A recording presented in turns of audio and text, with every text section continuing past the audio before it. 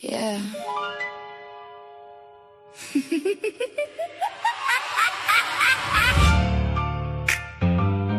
Yeah. This internet different. People losing peace, losing sleep, losing themselves. And some folks turn pain into content. Sad little game. Fetch, throw 'em a bone, now the whole pack's stirring. Whole chat room alive, all the timelines turning. Throw 'em a bone, now they swear they bold. Till them legal letters make the whole vibe cold. Shame, shame, shame. What a gang, gang, gang. Everybody hungry for a quick little flame. Selling up they soul, just to mention a name. Look at them, yeah.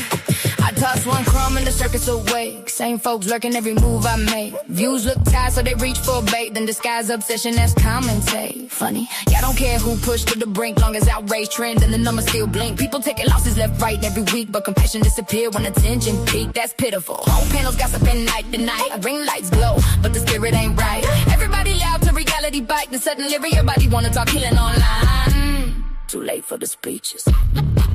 Let me hand you a mirror. Take a look real clear. Eyes tied so warm, still chasing applause from strangers every year. That's rubs.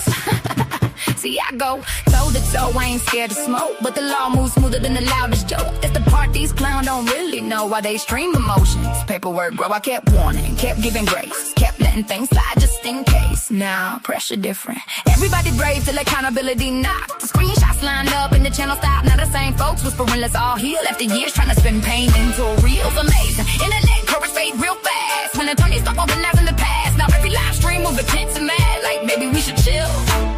Yeah, imagine that. Throw 'em a bone, now the whole pack's stirring. Whole chat room alive, all the timelines turning.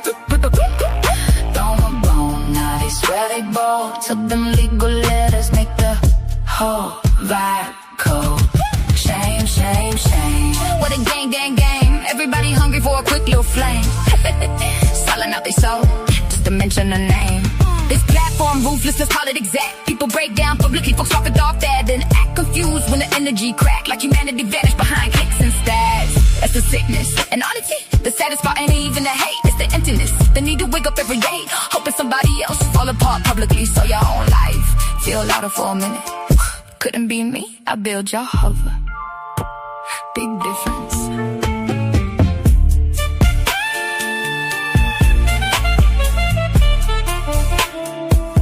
This internet got folks spiritually starving. And every now and then I throw 'em a bone just to watch you come running. Every single time, same clowns.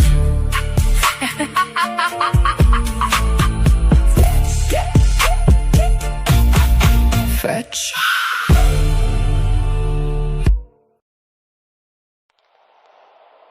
Everybody got a panel. Everybody got a problem. Let's talk about it. Why everybody beefing? Nobody believing. Everybody scheming. Everybody streaming. Started as a work, now the whole thing bleeding. Fake friends switch sides every season. New face, new team, new lie every evening. Everybody hungry for the clicks and the reasons. Views up, drama get the views up. Look, everybody suddenly a journalist now. Microphone tough with the filters and cloud. They don't even know what the culture about. Just smell a little smoke, then it rain in the house. Boxing sector looking WWE. Fake press conference from reality TV. Started with a live stream, now they selling PPV. Best friends yesterday, now they scream RIP. Cat ding, ding, ding. Another fake rivalry. Cameraman zoom while they build hostility. Comments get toxic, ego get slippery. Now the work turn real and destroy the chemistry. Used to throw punches in the ring for sport. Now they throw friends under buses for support. Everybody got receipts and folders and reports. Whole sector acting like spiritual court. Tight DC spilling all all over timeline, screenshots, leak calls, everybody prime time, no context, just captions and headlines. So get traded for algorithm deadlines. And I ain't saying everybody fake, but let's be honest, peace don't pay. Or we worked it out, get ignored all day, but I exposed him, get 100K. Why everybody beefing, nobody believing, everybody scheming, everybody streaming. Started as a work, now the whole thing bleeding. Fake friends, switch sides every season, switch side. New face, new tea, new lie every evening. Everybody hungry for the clicks and the reasons. Views up, drama, get the views up. See the algorithm hunters lurking in the dark, jumping in beefs just to build up a spark. Never put work in, never had heart. Now they commentary kings from a Walmart cart. Everybody got an inside source now, everybody got a truth exposed now. Soon as the views dip low, somehow they manufacture anger just to go viral. It's a circus with ring lights, people losing real friends over click bites. Whole panel screen fights every midnight, then they text backstage like, you good, right? Girl, bye. But the fans can't tell where the script ends. Creators crash out just to trend again. You can see the pain underneath the grin. Souls exhausted, but they live stream again. How many friendships gotta die for content? How many people gotta bleed for engagement? How many ops y'all gonna create before y'all realize the audience addicted to the chaos too? And the algorithm know it. Why everybody beefing, nobody believing, everybody scheming, everybody streaming. Whole internet war, but nobody winning. Everybody loud, but nobody listening. Cloud bottom spiraling, crashing, tripping, turning fake smoke into real life endings. Views up, drama, get the views up. Maybe the real fight ain't each other.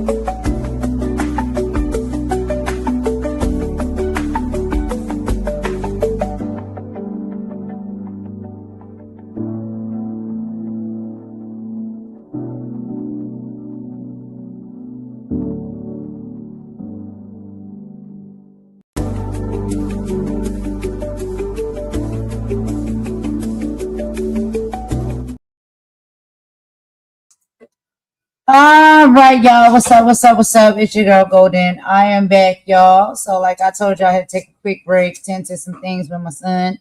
And now I am back for the part 2, y'all. So we're about to go ahead and get right into it. You know, I got these crazy dogs in the background. They fight all the time. It's two boys. They're males. So you know how male dogs are, child. They always fight with each other. So I'll be having to get them in line. So give me just a second.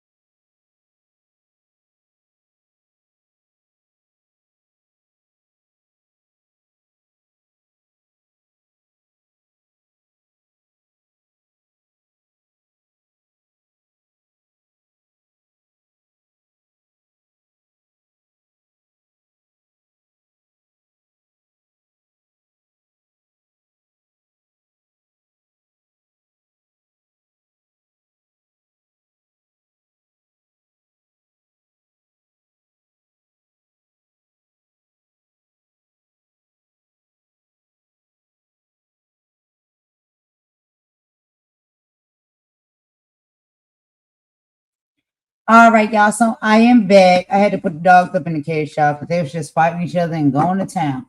But anyway, so we're going to get into the part two of our live, y'all. We started the part one earlier. Hey Imani, what's going on? So Imani's going to be moderating today. She's not going to be co-hosting today. She got some other things that she's working on. She's doing so. While she works on that, y'all, I'll be here and I'll be hosting and talking or whatnot by myself. But it is all cool in the gang. She will be here in the chat and moderating. So please, no funny business, no craziness, okay? Because she will get you all the way together and all the way in order. But anyway, y'all, outside from that, let's go ahead and get into the part two. Right now, it's actually about 5 p.m. Eastern time, here in the United States in the Carolinas. And like I said, it's a real rainy, dreary day, y'all. It's not really nice weather and stuff outside. So I've been inside all day. We've been playing Choo Choo Train with my son. He loves playing Choo Choo Train with his toys and stuff like that, y'all. So we've been playing with him on and off. And I've been doing some of my content on and off. Because I'm trying to get these watch hours up, y'all. Like I'm trying to get my watch hours up and my numbers up. But outside of that, it's not really important to me, like that.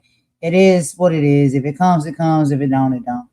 But anyway, we do have time that we like to spend together where, we share and we talk about some really interesting topics. So, like I said, we were playing a topic earlier that was on Art of Dialogue, and on their channel, they sat down and had a conversation with Dr. Umar. So the first conversation that they had, we played on the part one. The second conversation that they're going to be having, we're going to play here on the part two. And this is Dr. Umar speaking with Art of Dialogue platform and basically speaking on, Chud the Builder, and saying how all of that is an experiment by the United States government to target Black people. So we're going to get into that. Dr. Umar, right? He dropped a wild theory regarding the online personality Chud the Builder. Dr. Umar is explicitly claiming that Chud's rapid rinse and massive amplification online isn't organic at all. He's positioning that this is actually a psychological experiment or an asset dynamic orchestrated by the United States government and its agencies to specifically target, distract, and destabilize the minds of Black youth online. Now, we have to look into this from both sides. Where does valid media skepticism about algorithms end, and where does intense conspiracy theory begin? Okay, because either way, the influence being wielded over our youth is undeniable. We cannot lie about that. But basically they're asking how far do we take it? Is it conspiracy theory or is it actual facts and evidence and proof that this is a operation and a tactic that is put in place, purposely. So it was a very great conversation that they had when it comes to this. And y'all know Dr. Umar doesn't hold anything back. He tells it just like it is, okay? So let's go ahead and get this up on the screen, y'all. We'll listen to it together and then we'll give our commentary on it as we go. So let's get right into it.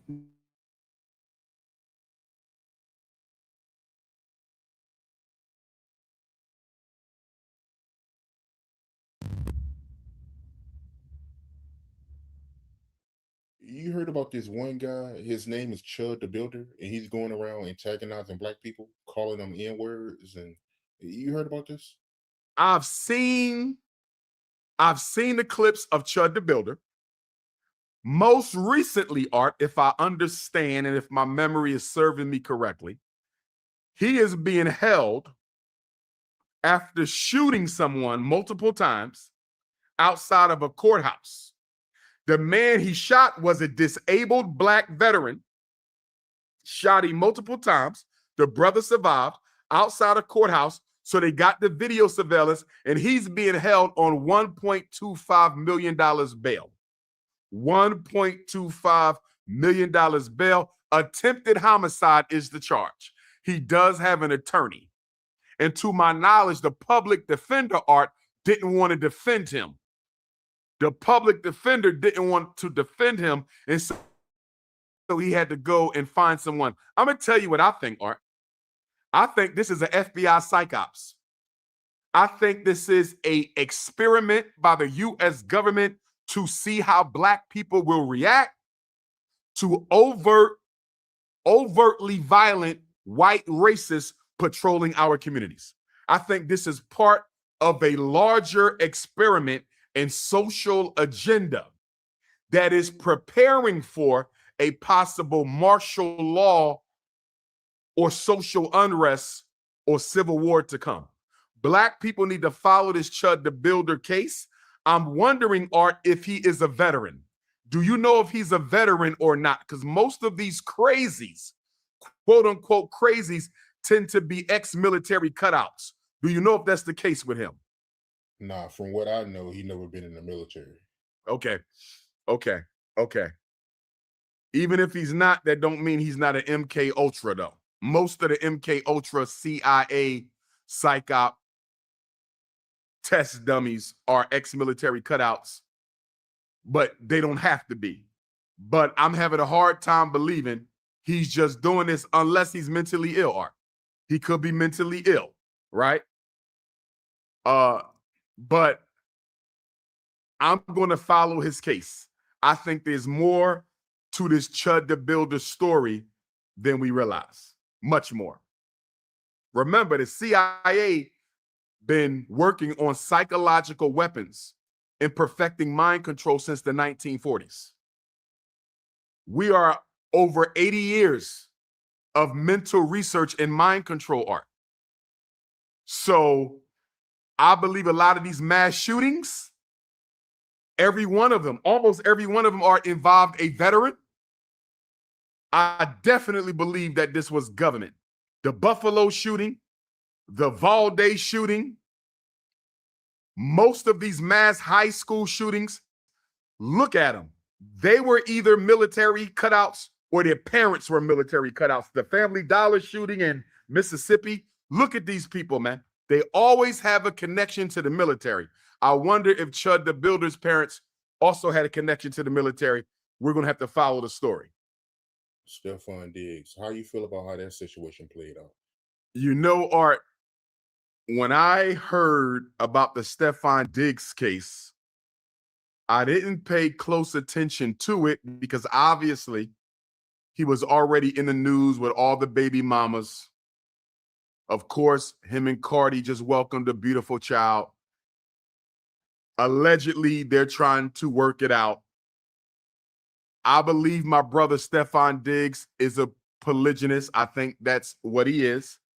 And I think he needs to be honest with his women about it. I don't know if my brother is being as transparent with these queens as he needs to be. I'm not judging him. I don't know him. I'm just giving my observation. He's one hell of an athlete. He just had another 1,000-yard season. The brother can ball. Tremendous wide receiver. But he got to get his act together, because this situation that he just had with Sister Jamila, the chef, that could have cost him his career arc.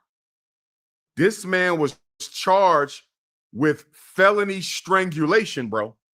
Felony strangulation. If he would have got convicted, NFL career is over, bro. And then he also had a misdemeanor charge of assault and battery, I believe. You can't play with that as a black celebrity. And athletes are celebrities because they are still entertainers. So this sister alleges, Sister Jamila, fine sister too. He definitely got the queens. He definitely got the queens. Butter almond queens. But anyway, she was his live-in chef. They met on Instagram, started kicking it. They had some intimate moments together. They made some black magic. Then he invited her to come live in the house, be a chef. He going to pay her $2,000 a week. Or is it a month? I think it was a week. I don't see no problem with that, Art, except you turned a sexual relationship into a business relationship. That's kind of hard to do, Art. It's not a good thing. I've done it before. It's not a good thing because black people have a self-hate thing with ourselves, number one. And when emotions get involved, men and women can lose sight on what the business agreement is. So the fact that he done already bent the sister over romantically, that should have warned him to not bring her into your house as an employee. Allegedly, he might have been having his polygynous relations with her, Cardi, another sister, all at the same time. That's their business. It really is their business. All I'm saying to my brother Stefan Diggs, be honest with the queens. And all I'm saying to the queens is be honest with yourself. Most women know, Art, black, white, or purple. You are not going to have a black celebrity to yourself. You barely going to have a regular, hardworking black man to yourself, let alone a celebrity. So stop acting like you thought you were going to be the only woman. That is complete disingenuous for any woman dating a multi-millionaire celebrity to think you're going to be the only one. It doesn't mean he has a right to cheat on you. I'm not saying that, but I'm saying deal with the reality of your situation. I don't know if he physically abused Jamila or not. I wasn't there, Art, but I will say this. If Jamila was innocent and Stefan Diggs did in fact put his hands on her, he was wrong. And she had a right to take him to court. If Stefan Diggs put his hands on that sister, she had a right to have him arrested. I do not tolerate domestic abuse on black women. Too many black women are being hurt and unalived by black men. So if he hit her, she was right. But if he did not hit her, if she fabricated those felonious charges, Art, to destroy that man's career because he kicked her to the curb, then she was wrong. Then she was wrong. Now, according to what we saw in court, his attorneys had footage of Jamila the chef shaking her Cinnabons on camera the same day or the next day after he allegedly put his hands on her. So if you just got smacked up by an athletically fit NFL superstar, as you claim, what are you doing on video shaking your Cinnabons? You should be at the hospital with an ice pack at the therapist crying on your friend's shoulder. You ain't partying the way you was partying. And then allegedly they said that Stefan Diggs's hairdresser and some of his other employees testified that Jamila never said nothing to them. They didn't see nothing suspicious. They didn't see no signs of abuse. Now, of course, Jamila's attorney clapped back and said, of course, they're going to say that. They have a financial stake in Stefan Diggs not being convicted, which kind of makes sense. But the video twerking the Cinnabons, I think that video really helped Stefan win and Chef Jamila lose this case. But even when she was on the stand, Art, even when she was on the stand, they was asking her questions and she looked like she didn't know how to answer those questions. She didn't do a very good job making her case on the stand. Again, I'm not going to say who was innocent or guilty. That's between them, their ancestors, and the Almighty. But for Black men in the public eye, and this goes for Dr. Umar as well, we have to get our root chakras under control, Art. We cannot be out here running through these women sexually because Black men and women have a self-hate virus. PTSD, post-traumatic slavery.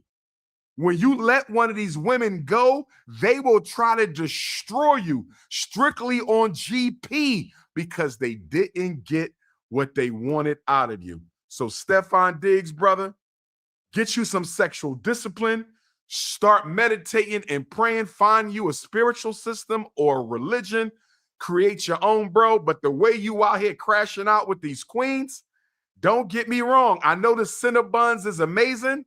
I know the peach cobbler and the cookies and the honeycomb is off the hook. But if you don't get yourself together, brother, you're going to end up losing everything you working for. As good as the Cinnabons are, brother, it is not worth your career. Do better. Black power.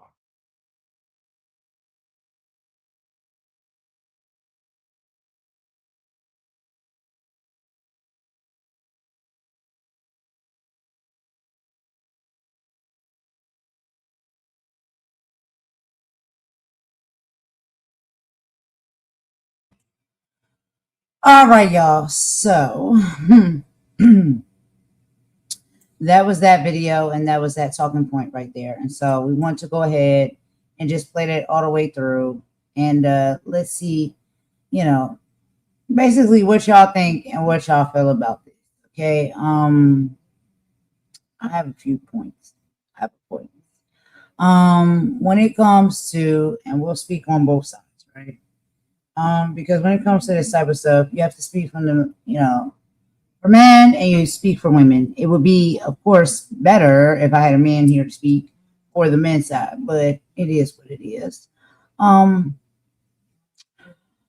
it comes to the men, a lot of times they talk about protecting versus profiting, of a Black woman. So the standard of the brotherhood, you know what I mean? There's a lot of that we see going on. Okay.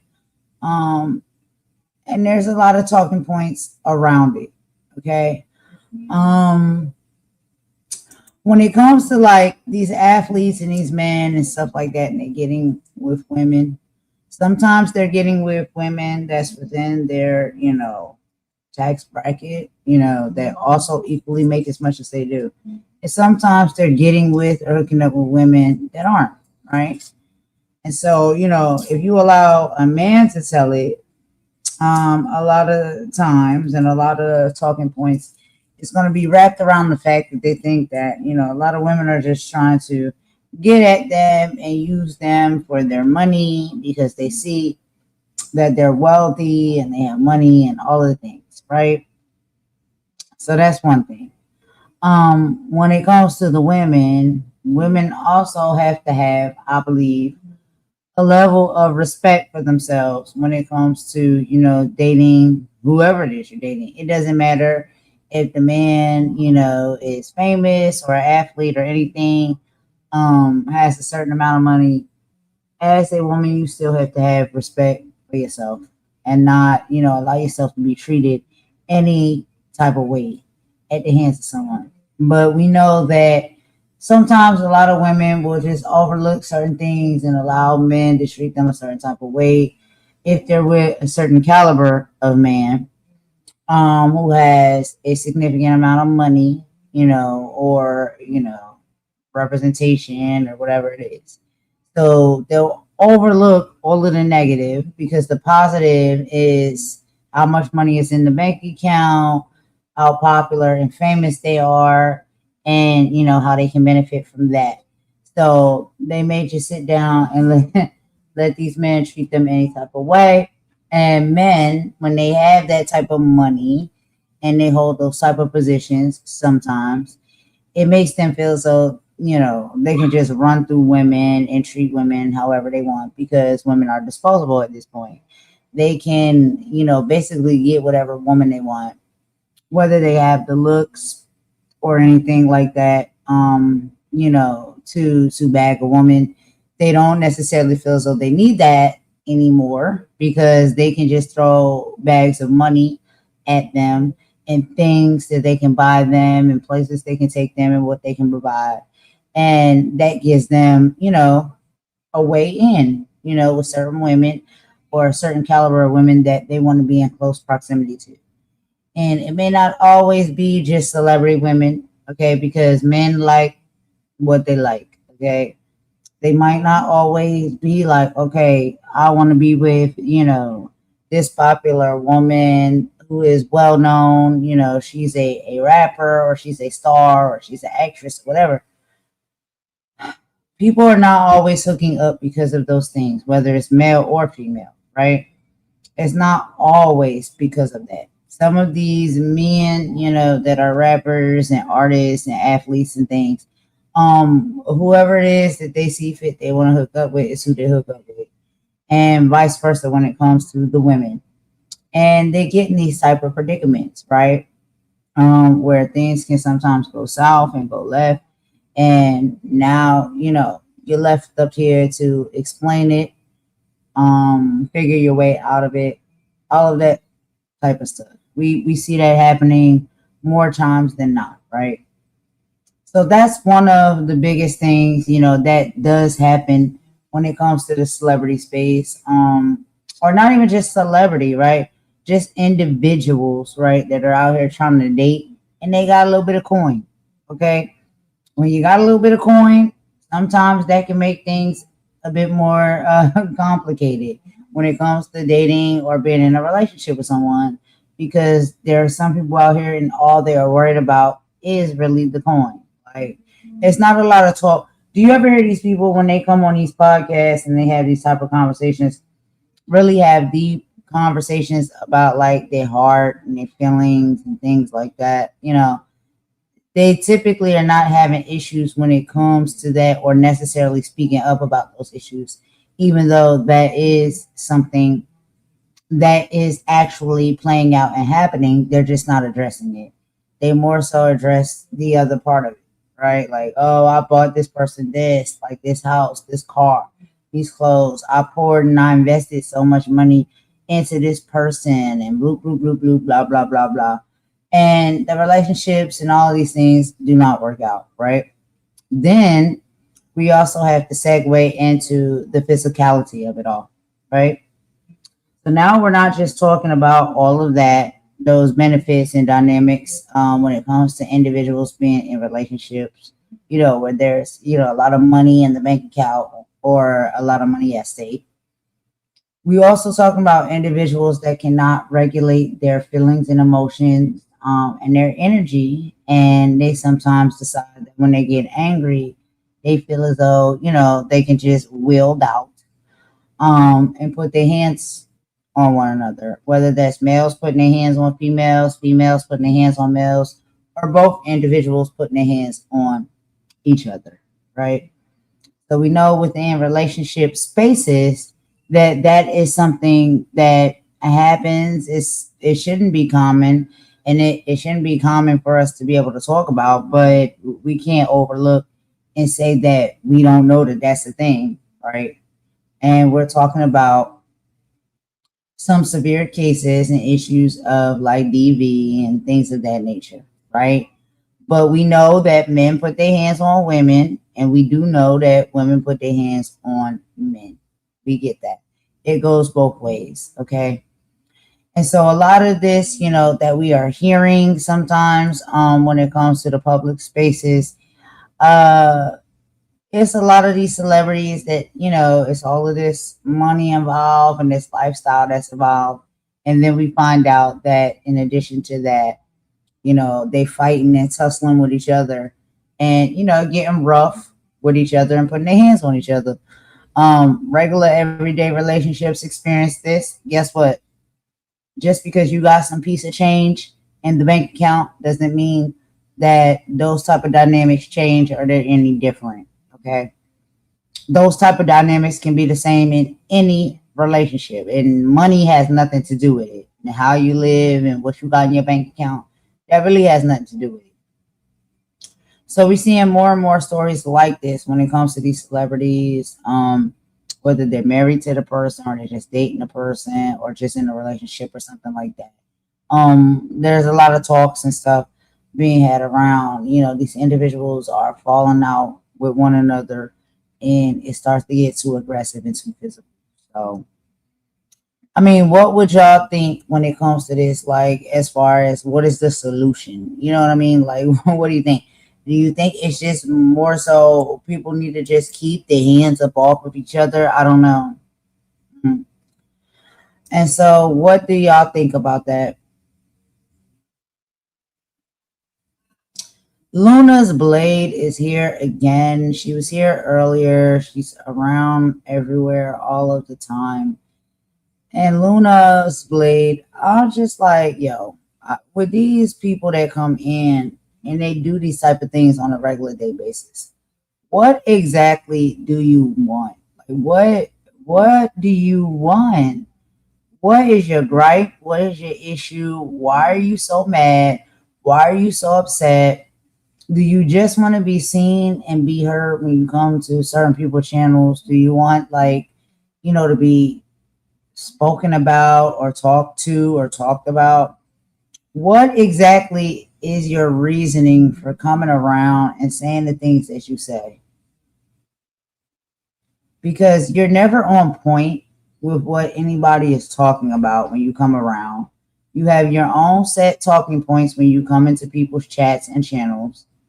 And it's like it's very bitter and hateful when you come. So like, is that your assignment? Is that the role that you've been given by certain individuals, like to just come out and just pop in people's lives and chats and just say the craziest things that like is really off topic? Is that what your role is? Is that what your assignment has been?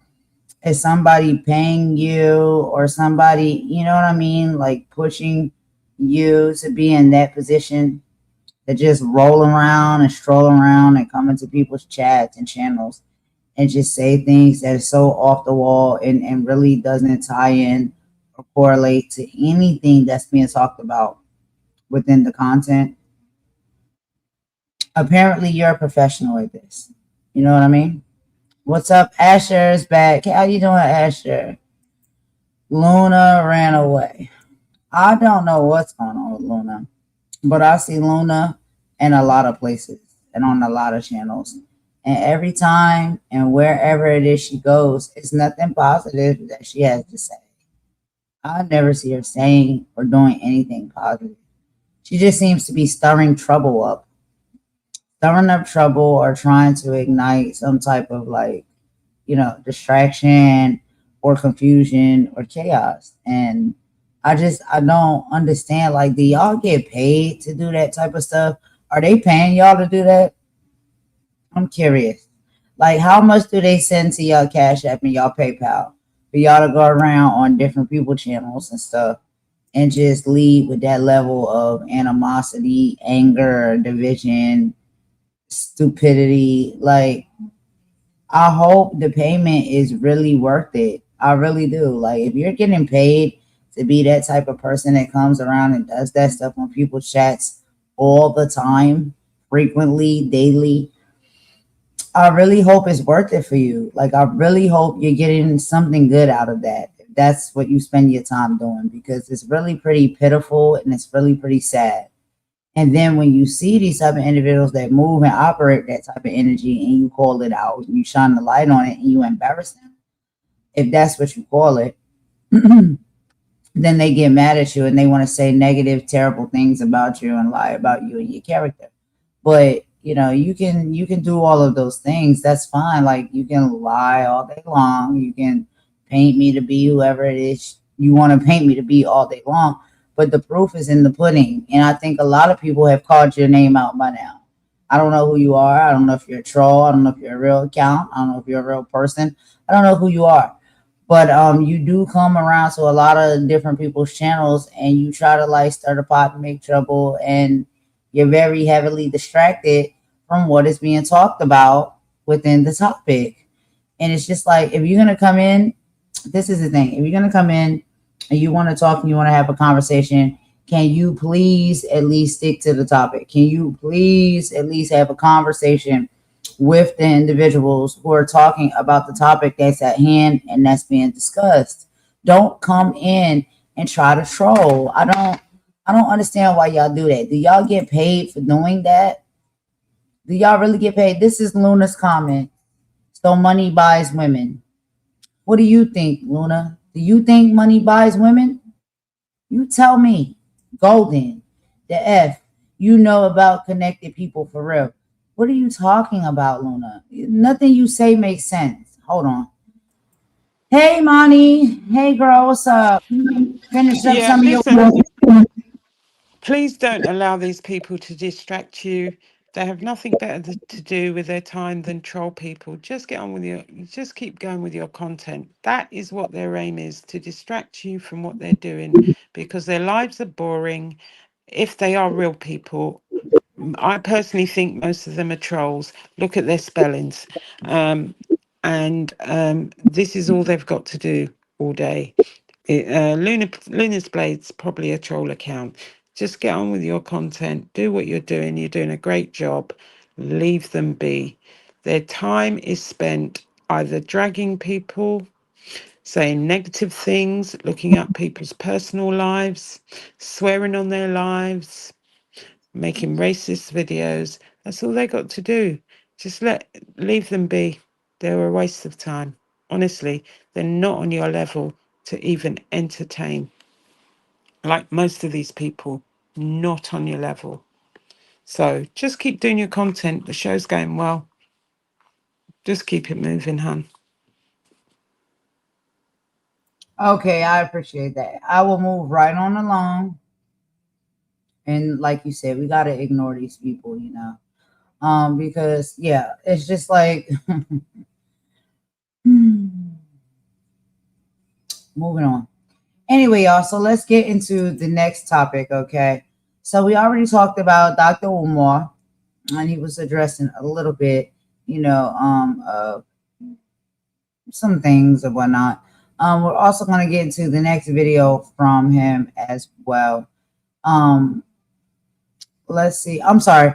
We got into the second video from him with Chud the Builder, and then he went into some other details as well.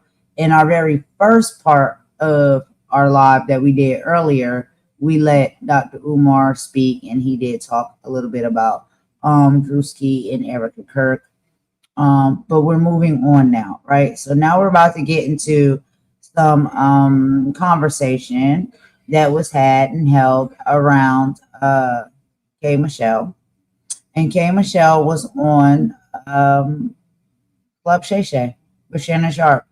And there's two videos that I'm going to show y'all and we'll listen to together when it comes to that. So the very first one is K. Michelle talking about Pooh Shiesty and Gucci Mane, okay? So when discussing the legal and personal struggles of young artists like Pooh Shiesty under Gucci Mane's 1017 label, she didn't hold back, K. Michelle, okay? She called it tragic, a tragic ongoing cycle. And she broke down how these young, talented creators come from environments of heavy trauma. They get thrusted into millions of dollars and fame without any structure or support or emotional healing, and end up right back in the legal system while the industry keeps profiting off their downfalls. It is a powerful conversation, right? And it talks about industry accountability. So let's go ahead and get into that video, y'all. Let me get that. Because a lot of us have, we've seen, like, it's unfortunate, that some of these artists and stuff, they'll get into the industry, right? And we know that they come from, maybe not the best background or upbringing and stuff like that. And getting into the industry for them is supposed to be, like the get out of hell free card. I'll call it get out of hell free card, because that's what many of them feel, going from one predicament in life and then being able to get into the industry where they can make money and change the trajectory of their life, not just for them, but their family as well. A lot of them, they feel that way. But now it's turning out that they actually are getting closer to the finish line of, downfall and things of that nature, just being in those industries, So K. Michelle has some thoughts and some feelings and opinions when it comes to that, when she sat down and talked to Shannon Sharp. So let's listen to a little bit of that, and we'll be right back. He's from Memphis. Yes. Allegedly the situation that went down. Mm-hmm. What are your thoughts? Because I'm listening to everybody. Man, Gucci know what he was getting into. If you're looking at Gucci from 20 years ago, you're absolutely right. But Gucci Man became a businessman, and you have to move differently. Jay-Z became a businessman. Snoop Dogg became a businessman. Thick became a businessman. Mm-hmm. So as you become a businessman and you do things, you pay taxes, you do things legally, you can't operate with the same street senses or awareness that you do now. When you become a businessman, you do things of business for people. This has happened for years in the music industry. People will sign you up and take away your whole livelihood, how you take care of your family. Okay. They will do it. They've been doing it. This is the first time, documented time in history where someone said, no, you're not going to take from me. You're not about to take from me. I have to survive. Right. When people don't have food in the streets, they're in the streets robbing. They're in the streets when they don't have opportunities and things like that. They're getting in however they can to take care of their families. Okay. I don't know anything, I don't know what Pooh Shiesty's thought process or any of that, was, but when he was in jail last time, I did check, in on him. We were in conversations for a record to come out on my country album. Mm-hmm. I wanted to put Pooh Shiesty into, country. I wanted to do something. Once again, we come from a city where we have to fight for everything that we have. So to have that much talent, Pooh Shiesty absolutely is a storyteller. He is an amazing writer. You know what I'm saying? Right. And to watch that type of talent and to have to fight so long and be in the trenches and deal, and then you think you made it, and someone come and take your dream from you. That's happened to me twice. I know what it's like for somebody to sign you up and not give you nothing. Not even, I don't need your handout. I'm working hard, but you won't even let the world hear my music. Like, you're sitting around in your big house doing what you do, and I'm around here trying to take care of my family. So violence is never the answer. Right. I am going to say that, but I also know where we're from. I also know what that feels like. No, neither party to me is right. Love Gucci. He always cool. He gave me one of my first features of my career. But that young man deserves a fair shot in order to I consider rappers writers. Right. You know what I'm saying? Some of them just suck. Yeah. That's not what I'm saying. But some of them are actual writers. His story deserves to be told. Right. Let me ask you a question. Let's just say, I think let's go to three big music groups. I think there's Universal, I think there's Sony, and I think there's Warner Brothers. Yeah. If he was signed to a very similar deal to one of those three, does he do this? Well, it still is the same thing. No. That's a simple question. If he signed to Warner Brothers, Universal, or Sony, and they sign him to the same deal, is he walking up in there and doing allegedly what happened to Gucci? Is he doing that? I'm banned from the Sony building. So you can't ask me that. But I ran up. Yeah. I ran up in the Sony building. Do you understand? Me, Michael Jackson, and DMX are the only ones banned from the Sony building in New York. I ran up in a building. Your little small self, how you run up in there? Because I did. I went right on in. I told the you came in the Frost Princess. You like, hey, how you doing, Miss Such and Such? Hey, it's such and such. No, I did. I actually told the lady at the front desk that what I had just experienced from it was way 106 in Park. They didn't care. They had submitted the wrong video. Not ever. It was just that type of thing. So I ran up because I had questions. Yes. So they let me in, and then they told me the police was on the way. But I got in the building, and I ran up to go and confront. Now I didn't go on with no guns. Okay, no. Let's say that. They'll be like, "Hey, Michelle ran in with guns." No, my mouth was lethal enough, but you can't ask me. In Universal Warner, would it have gone down the same way? Because the subsidiaries are still through them. Right. So it's just like running up on them. Right. Like, in either way, I feel like he would have did what he had to do to get his music out. And I just feel like so you feel and he felt that Gooch was not putting his music out or giving him what he properly earned through the contract that he had signed. It always happens. Oh, okay. And it's always his cycle. Okay. Of it was done to me, so I'm gonna do it to somebody else. I'm gonna do it to somebody else. I'm gonna keep going and keep it going. And some people, we are at a day and age now where we are going through a lot in the world, like financially, everybody is your favorite actress, your favorite singer. Everybody is clutching their coins. You know what I'm saying? Yeah, for sure. Yeah, because we don't know what's about to happen. No, we don't. So you go take you're up here living good, and you're taking from the artists that are trying, to make them. Regardless, a lot of times you just sign a deal because you need some quick money, right? And you think you just made it out, right? And they can say, read. Yeah, but when you hungry, I ain't got money for no lawyer to read. Right. When you hungry, I need every dime I can make. I'm not thinking about that. You know what? Being in this business is that, in any business, what I've learned is that when you sign a contract, you might sign a contract, and I don't think anybody thinks going in like, oh, this guy's he's gonna be the next this, or she's gonna be the next that.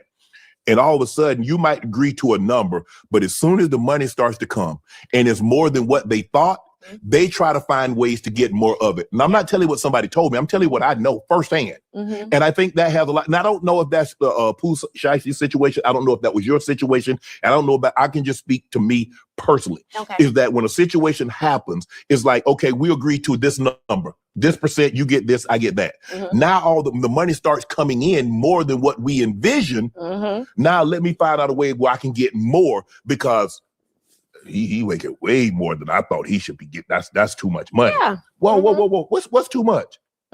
What's too much? They don't think anything of you. They take a shot, they, on you. And then when life happens as it's supposed to happen, you're supposed to be who you are. Or Shay Shay's supposed to be who he is. I'm supposed to be who I am. And then, it's shown. And then it's like, dang, I signed a bad deal, this and that. Like, you eating off of me, and I'm barely eating at all. Right.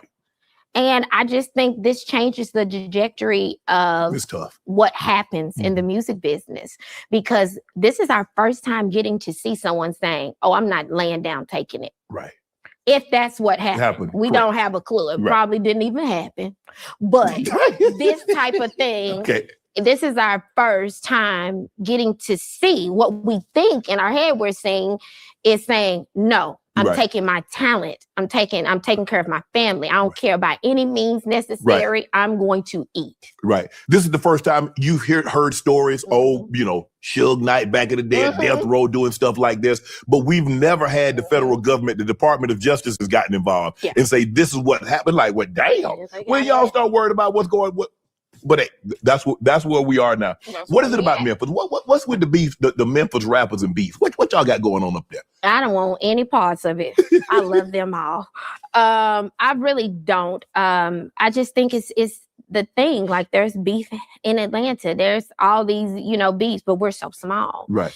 And I feel like the sound and people can get mad at me and get me now, but the sound that's going on in hip hop is very Memphis driven. Okay. If you listen to all the beats that are on the charts, everything, you have 3 6 Mafia samples and everything. This city, all we have is this music and this food Okay. and this life. So you put all of these people in this small city, they representing this set, my music better, and they all clawing to get out. You know what I'm saying? Yes. To get out and make it. So I just feel like right now we're very elevated and highlighted in the wrong reason. In the wrong reasons. You know, we instead of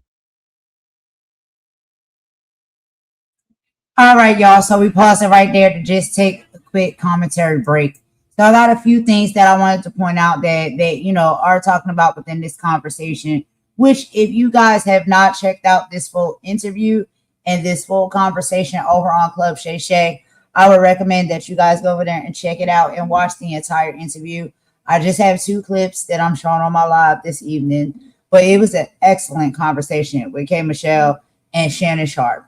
And I'm telling you, like on Club Shay Shay, I don't care what anybody says, but I really, really enjoy the conversations and the interviews. I wouldn't even call it an interview.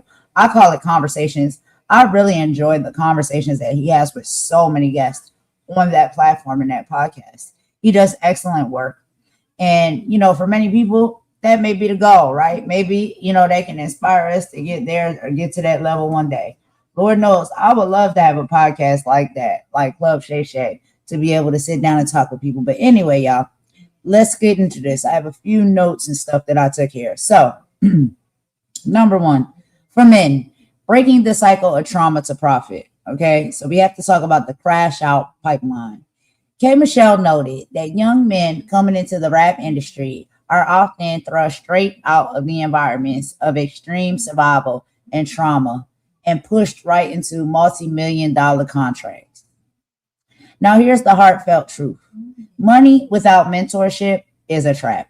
It's not a blessing. The industry rewards young men for maintaining a violent street persona, but provides absolutely no mental health support, emotional healing, or true leadership, which I couldn't agree with her more. So here are the lessons. Men must realize that the industry isn't trying to save them. It is betting on their downfall. A tragic headline or a prison sentence sells just as well as an album does. Real brotherhood means pulling our young Black men from the edge before they sign their lives away to structures that view them as disposable commodities. Oh my God, child. I wish, you know, if anybody, if you want to join the chat or whatnot, and you have anything to say or add to this, you know, this is a conversation where you need some back and forth, okay? Because this couldn't be further from the truth. And shout out to K. Michelle for having this conversation with Shannon Sharp when it comes to the industry. And she knows about this because she is a female in that industry, right? Has done a dabbling a little bit in rapping, but majority singing. We know K. Michelle has a beautiful voice. She's a beautiful woman as far as, you know, as aesthetics. We can see that clearly. But she has a beautiful voice and she is very talented. Now, we don't keep it one-sided. We want to be open about both sides. So that was for the men perspective. Now let's get into the women perspective. Protecting the men and families of our community. This is the women's role, right? So see the humanity behind the persona. This is how us as women, right, how we can do a bit better when we view men, period. No matter what race, no matter what background, no matter what things they've done, they've been through, what jobs they have, and what money they earn, okay? But this one, of course, because of this interview, it is, you know, geared on rapping and rappers, right? So it is easy to look at young rappers in trouble and just dismiss them as criminals or crash dummies. But here's the lesson. K. Michelle's transparency reminds us to look at the structural cycle. As women, we have to recognize how our young men are being hunted and exploited by corporate structures that profit off of their literal demise. We need to stop romanticizing the danger and start advocating for real structure protection and accountability for our young creators before they sign their lives away. So within that statement, basically what I take from that is what, I don't know if anybody else, may feel or seen that this, can be a trend and maybe something that's very attractive, right? When it comes to rappers, right? Especially, and there's all types of rappers, period. I hate that I always have to make these disclaimers. Everybody or anybody can rap if they can rap. If you got the skill, you got the skill. Okay. It don't have to break down necessarily to race, but sometimes we just have to have conversations around our race. Now, when we're talking about Black rappers, right, we know that when it comes to women, sometimes that is something that is very attractive. They love Black rappers. They love their swag. They love their style. They like how they flow and they rhyme. They like how they dress. They like the cars that they drive. They like how they speak, all that swagger. They like how they walk and how they talk, how they move and how they operate, right? And it doesn't necessarily mean that you got to be a rapper to get that type of attention from a woman. But we know that rappers are one of, the main top tier that get those type of attention from women, and women come flocking towards them. We got to be honest about that, right?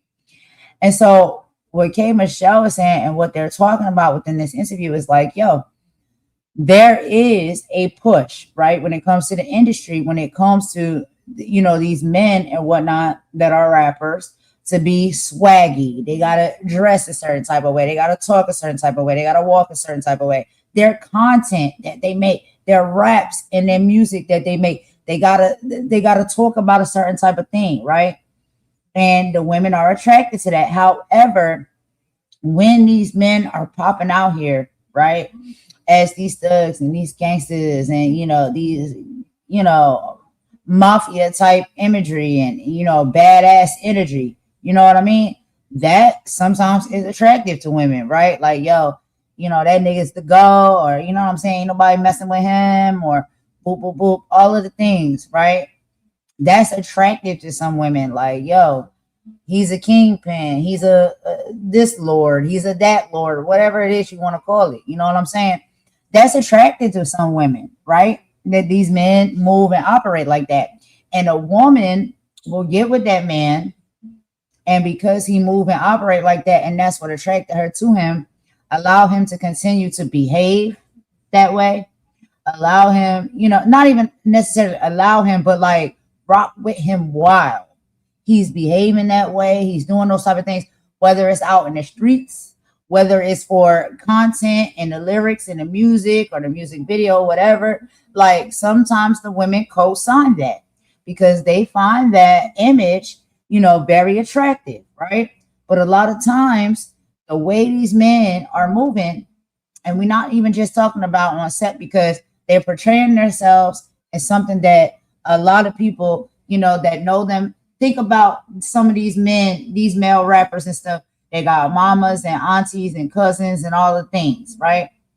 They mamas and aunties know that they didn't raise them like that, or to be out there rapping like that and wearing their pants half sag with their underwear hanging out and, toting around weapons and speaking in a certain type of way, like they don't know, English, like they ain't never got an A in English class because they know how to spell and pronunciate properly.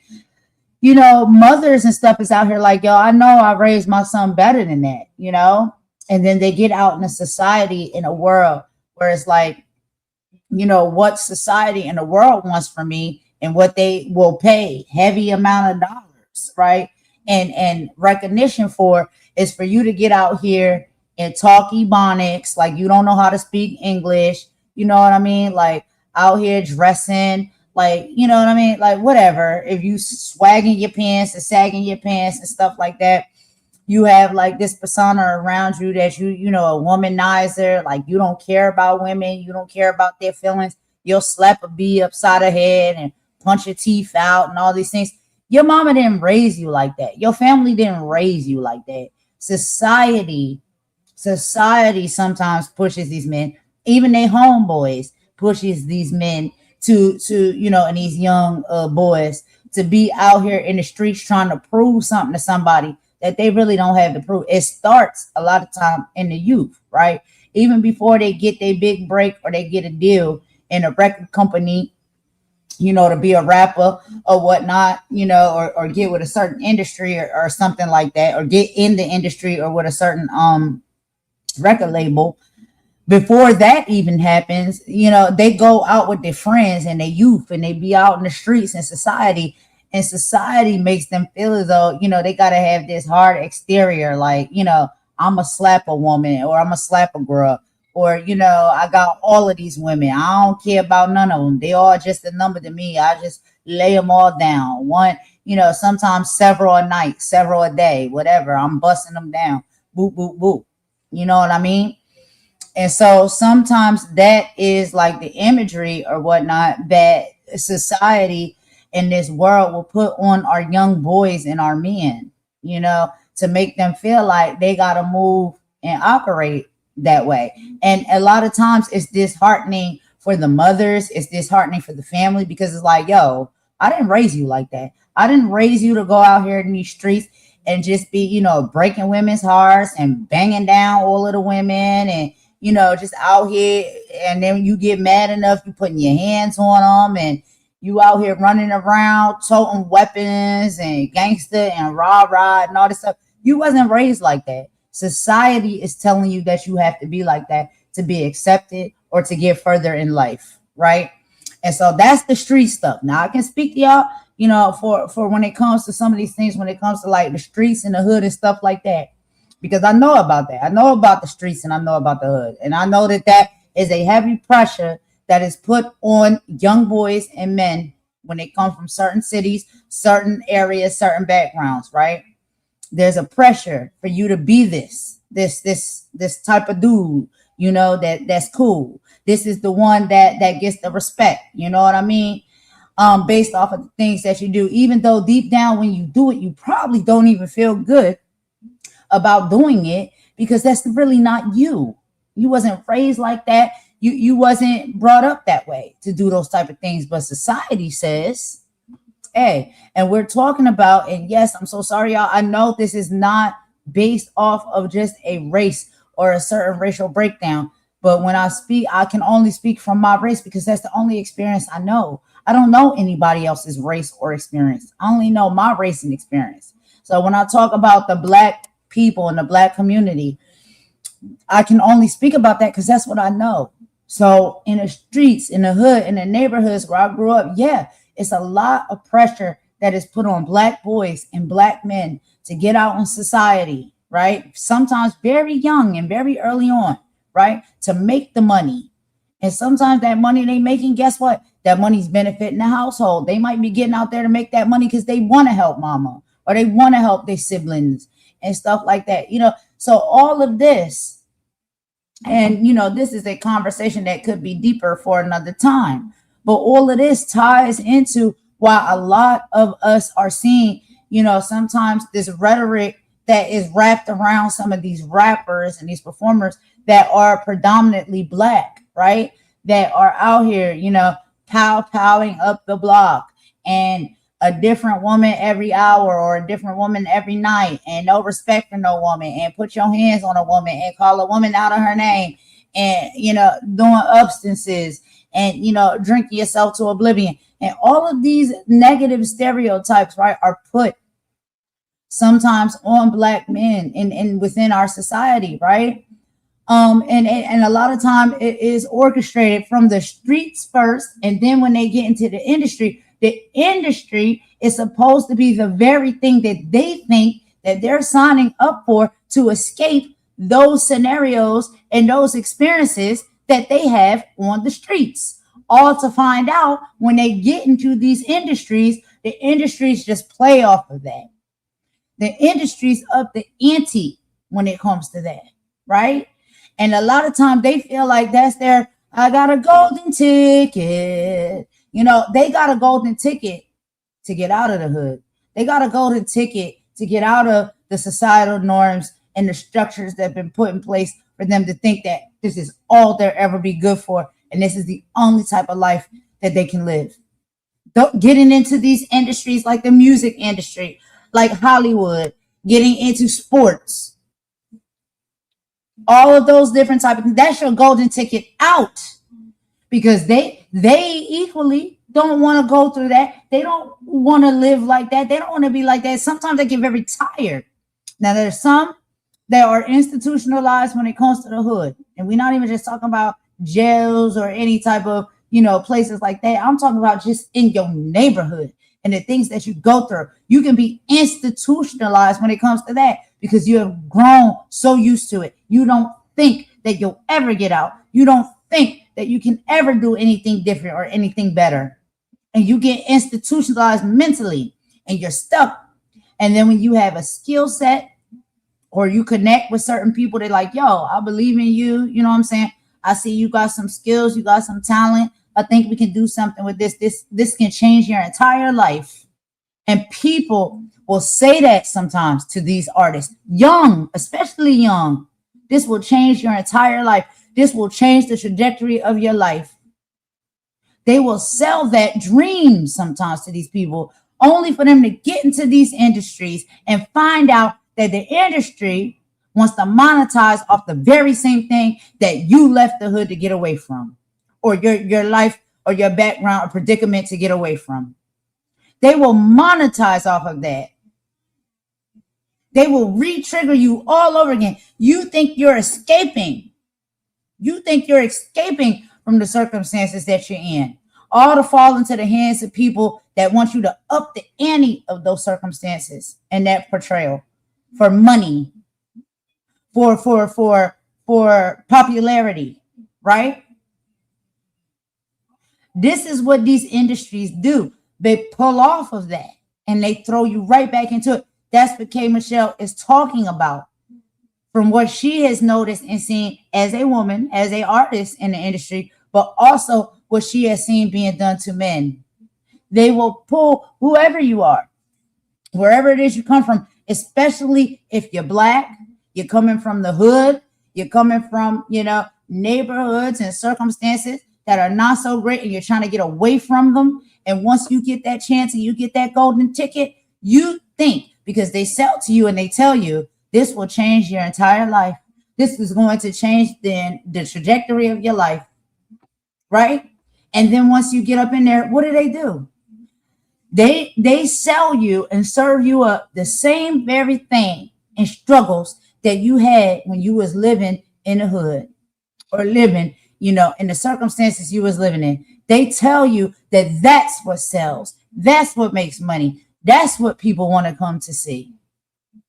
And so in order for you to get them bucks and them dollars, because the bucks and the dollars help, don't get me wrong. We all need bucks and dollars, right? We all want to take our mamas out of the hood or put our mamas in big, nice homes and make sure that they have a vehicle, all the things, anything they want for and they wish for, they can have. We got the money to do it because we watched them struggle and sit there and work 2 and 3 and 4 jobs, trying to bring in a paycheck to pay all the bills in the home, make sure we had school clothes, make sure we had food on the table. We watched our mamas, our parents. Some people watch their fathers as well. I won't take that from nobody, because some fathers was out here doing it. Some mothers was out here doing it. Some had both parents doing it. Okay. Everybody family dynamic is different. I won't take that from anyone. And when you see them struggling and trying so hard, right, to do that for themselves, for the household, for the stability for you, and you get an opportunity where you like, yo, I can take this opportunity and I can obtain things and I can do things where we don't ever have to struggle again. And I can pay my mama back. I can pay my parents back. I can pay my daddy back. I can make sure that he ain't got to get out there with a bad back, lifting iron, right? And I know he come home in pain every day. Now I got an opportunity, so I don't have to see him go out there and struggle like that. I have the opportunity now where I don't have to watch my mama go from one job in the morning to another job in the afternoon to another job at night, when she come home and her feet is bleeding because she's been standing on them for almost 24 hours trying to put food on the table to feed me. Or if you come from a household that have siblings, multiple siblings, feed us, and keep the lights on. Now I have an opportunity where I can do something. So mama can sit down and relax. Daddy can sit down and relax. And I got enough money and I got enough things to where they don't have to go out there and do that no more. And I can show them my appreciation for all of the years that they was out there doing it. You see what I'm saying? So a lot of individuals do get into these industries and these positions and take these offers up and things of that nature, because that's what's in the back of their mind. That's what's in the back of their mind. They don't want to struggle no more, and they love and they care for their parents or whoever it is who care for them. It may not have to be a parent or a biological parent. It could be an auntie or an uncle. It could be a foster parent or a foster mother or a foster father. It could be a neighbor. It don't matter. But whatever that young person's reasoning is for doing that, or they want to give back to their community. They tired of seeing their community operating the way it do. They tired of seeing the people in their community struggling the way it do. They say, I can get out there and get this money. And when I get this money, I can make sure me and mine is straight in our household. And guess what? With the rest of this money, the activist in me, I'm going to pour it back into my community because I'm tired of seeing my community in my city like this. I want to do something to change that. People have good hearts and good intentions sometimes when they go into these industries, but a lot of these industries play off of that. They know how bad you want it. They know how bad you need it. And then they put you in predicaments where it's like, now you gotta present yourself as this certain type of person, do this certain type of content, make this certain type of music and sound, present yourself and act this certain type of way, go to these certain type of parties, right? It's always another hoop that they try to make these people jump through. And I've never been in the industry, but if you sit and you listen to enough interviews and enough testimonies from people who have been in the industry, especially the ones that have gotten there in a young age, and they tell you the pressures that's put on them, and they tell you that it's not supposed to paint you in a great or a beautiful light. No, most of the time when you get in there, they want to double down on the same struggles and things that you deal with in your neighborhoods and the hoods that you come from, because that's what sells. Negativity sells, right? Let's keep going, y'all. I'm sorry. I just wanted to break that down fully, because I've had conversations and I continue to have conversations. I understand. I know. And no, sometimes it's not always, oh, you're going to Hollywood, you're going to the music industry, whatever. Sometimes just getting a damn regular ass job, a regular job sometimes. So you ain't got to be on that block slanging and hustling. You just get a regular job. For some people, that means a lot to them. Women, let's talk about the women, right? Women want to get out, and young girls want to get out of predicaments sometimes they in, right? In their hood or their community. So then now what? They got to nestle up to an older man who got some money, right? Because they need a little bit of extra piece of change. They want their hair done. They want their nails done. They might need some money to take back home so they can pass off to mama, right? What they got to do to get that money, huh? What do you think a woman got to do out here in these streets to get some money versus what a man got to do? Woman got to get out here and be sexy, bust it open, spread it wide, be up under all of these men, up in their face, date them, act like they attracted to them, act like, you know what I'm saying, they want to spend time with them, sometimes just so they can get enough money to get something to eat that night. They got to do that. And that's the background that you come from in your hood, in your community, right? Then you get into the music industry or any of these industries, right? But let's just talk about the music one because K. Michelle's here and, she's a musician. You get into the music industry as a woman, what they got you doing? Busting it open, spreading it wide, putting yourself out there, alluring yourself and selling yourself on the market for all the men to want and desire. Same thing you was doing back in the hood that you didn't want to do, but you had to do. Then when you get a decent piece of money and a decent opportunity, what they tell her, turn around and tell you that your image should be as a female rapper or entertainer. The same damn thing. You got to go and strip on the pole so you get some money to pay the damn light bill. You think a lot of women want to do that? No. That may be the only thing that they can think of at the time to do so they can get some money to pay their bills and put food on the table, feed their children, their family. Keep the lights on. Then they get into the music industry. This is supposed to be your big break. And what do they turn around and try to market you as? A stripper, a prostitute.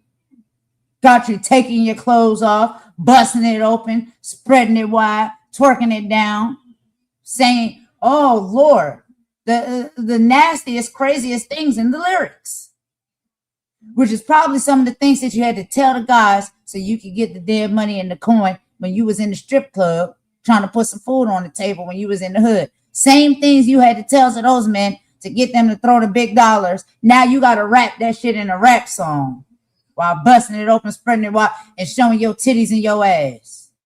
They got you doing the same shit that you was trying to get away from. But, oh, do it. Let's do it. It's okay to do it because guess what? At least now when I do it, I'm getting thousands, hundreds of thousands of dollars for doing it instead of just a $20 bill thrown at me at the strip club on the end of the corner in the hood. Now I'm getting hundreds of thousands of dollars. Now I'm getting connections. People that's coming in that they're rich. They on jets. They on, yachts and all of these things, right? They buying the Gucci. They buying the Prada. They getting the however much 26, 28-inch hair and wigs and long ass fingernails. They put me up. They making me look good. I'm getting more benefit out of it, but I'm doing the same thing. The things that I tried to get away from doing, I go to an industry that literally thrusts me back into doing the same things, except now I'm getting more out of it for doing it. And a lot of people are going to think about it, well, hell, shit, I damn near did this shit for free before. So now if I'm getting hundreds of thousands of dollars to do it, I mean, what the hell? I've been doing it already. That is tapping into people's traumas. These are traumas and things that people are trying to get away from doing. They really don't want to live like that and do those type of things. They wanted to get away from that. But we have these industries that just thrust you right back into it, whether you're male or female. Anyway, let's get back into the video. I'm so sorry, y'all. I just wanted to break that down a little bit. Focusing on y'all talented. Like I be seeing like the new guys coming up. They might DM me and be like, hey, GOAT, would you do this? Like I listen to these guys' music and females. Mm-hmm. And they're really talented. Like they really are talented. Yeah, sure. If the right person would give them a fair shot to go out there, they're gonna outwork everybody. Because all we know is work and trying. So the city right now is getting a lot of other things, but what they should say is that there's a whole lot of talent and heart there. Want to join Club Shay Shay? Become an official member by hitting that subscribe button, where you never know who's going to be joining us for drinks and conversation. Don't be late to the party because we like to do something before do something. Child, now you said we like to do something before do something. Yo, she just sure be cracking me up, y'all. But anyway, so I'm sorry, I'm a bit passionate when I was speaking on some of those things because honestly, I really see that. I see that is the dynamic, and I've noticed for a long period of time, like when it comes to artists and stuff like that, we have to understand that at the very core and the root of it, these people are human beings. And most of these artists, is there any artist, right? Typically, let's be very clear and very honest here. Majority of artists, right, that are rappers, singers, and stuff like that, ask yourselves and pay close attention. There are some, let me not get it wrong, there are some, but majority of them, ask yourself and be honest with yourself. Don't most of them come from like humble beginnings and humble backgrounds and starts in life, right? Most of them story is the same when it comes to that, right? Especially when it comes to, rap, R&B, hip hop, those genres. But I'm not going to take anything off the table. I know when it comes to country music, there's some individuals that are great country music artists. They've come from some unfortunate beginnings as well, that they've been trying to run away from and get away from. Country music, we know that, child, it's a whole nother conversation for another day. But let's just say the country music that most people, right, see and consider to be country music. Most people in current day time see country music to be, more so of the Caucasian persuasion. Let's just be honest about that. I don't want to get too activism when it comes to all of that and tell y'all where country music started, because child, they hate me every time I try to educate and talk about stuff historically. That is true. But anyway, let's just say, right, for the sake of the conversation, right, when it comes to the country music that we have and we hear and we know now, and we see that within the country music genre of music, it's majorly, like Caucasian people, and there's nothing wrong with that. I'm not saying that Caucasian people cannot make country music. I'm not saying that. But what I'm saying is majorly within the country music sector or whatnot, this is mostly Caucasian people. And what I'm saying is, outside of rap and hip hop and R&B and all these things, we do have country music. If you listen to country music, because I like country music and I listen to it, and no, I don't just listen to country music that is performed or created by African American people. I've been listening to country music. I've been listening to the Carrie Underwoods. I've been listening to the Jellies and all of this stuff. When you listen to a lot of country music at the hands of, sometimes Caucasian artists and stuff like that, and you listen to the lyrics, they're telling you a story. Country music is very much storytelling. And they tell you a story about their background, what they've been through, what they're trying to get up out of, what they're sick and tired of, what they want to bring their family and their siblings away from. Struggle. So what I'm saying is, it doesn't matter what race you are and what background you are. Everybody has struggle. And a lot of times, struggle, one of the best ways to vent when it comes to your struggles is poetry, writing music lyrics, writing songs, writing raps, whatever style or genre you see fit to pair with that, that's up to you what you decide. But a lot of the lyrics and a lot of, the intention behind writing music, writing poetry is to vent, to get things off your chest, to tell your story, your experience, things that you're struggling through, that you want to get out of, that you're tired of living through. And y'all know with K. Michelle as well. And I love her voice. Her voice is beautiful. With K. Michelle, she does country music now. She's over doing country music and stuff, over in the country music. Now I think music should just be music, period. I don't know why there's so much segregation and so much separation when it comes to a lot of things, when it comes to genre. But whatever, it is what it is. But yeah, K. Michelle's doing country music and stuff now. And she works with a lot of great country artists, music artists. So, that all ties in. And so that's storytelling. And she understands it, just like I'm saying, because I know she's worked with artists that probably when they doing their verse or they drop their verse or they part of the song, they're telling a story about an experience of their life. Something that they probably been through, they regret, they survived through, they're strong, they're now better, or something they're trying to get out of, or they were trying to get out of, or reflecting back on their childhood and things that they've been through. We can express these things in all different types of genre of music,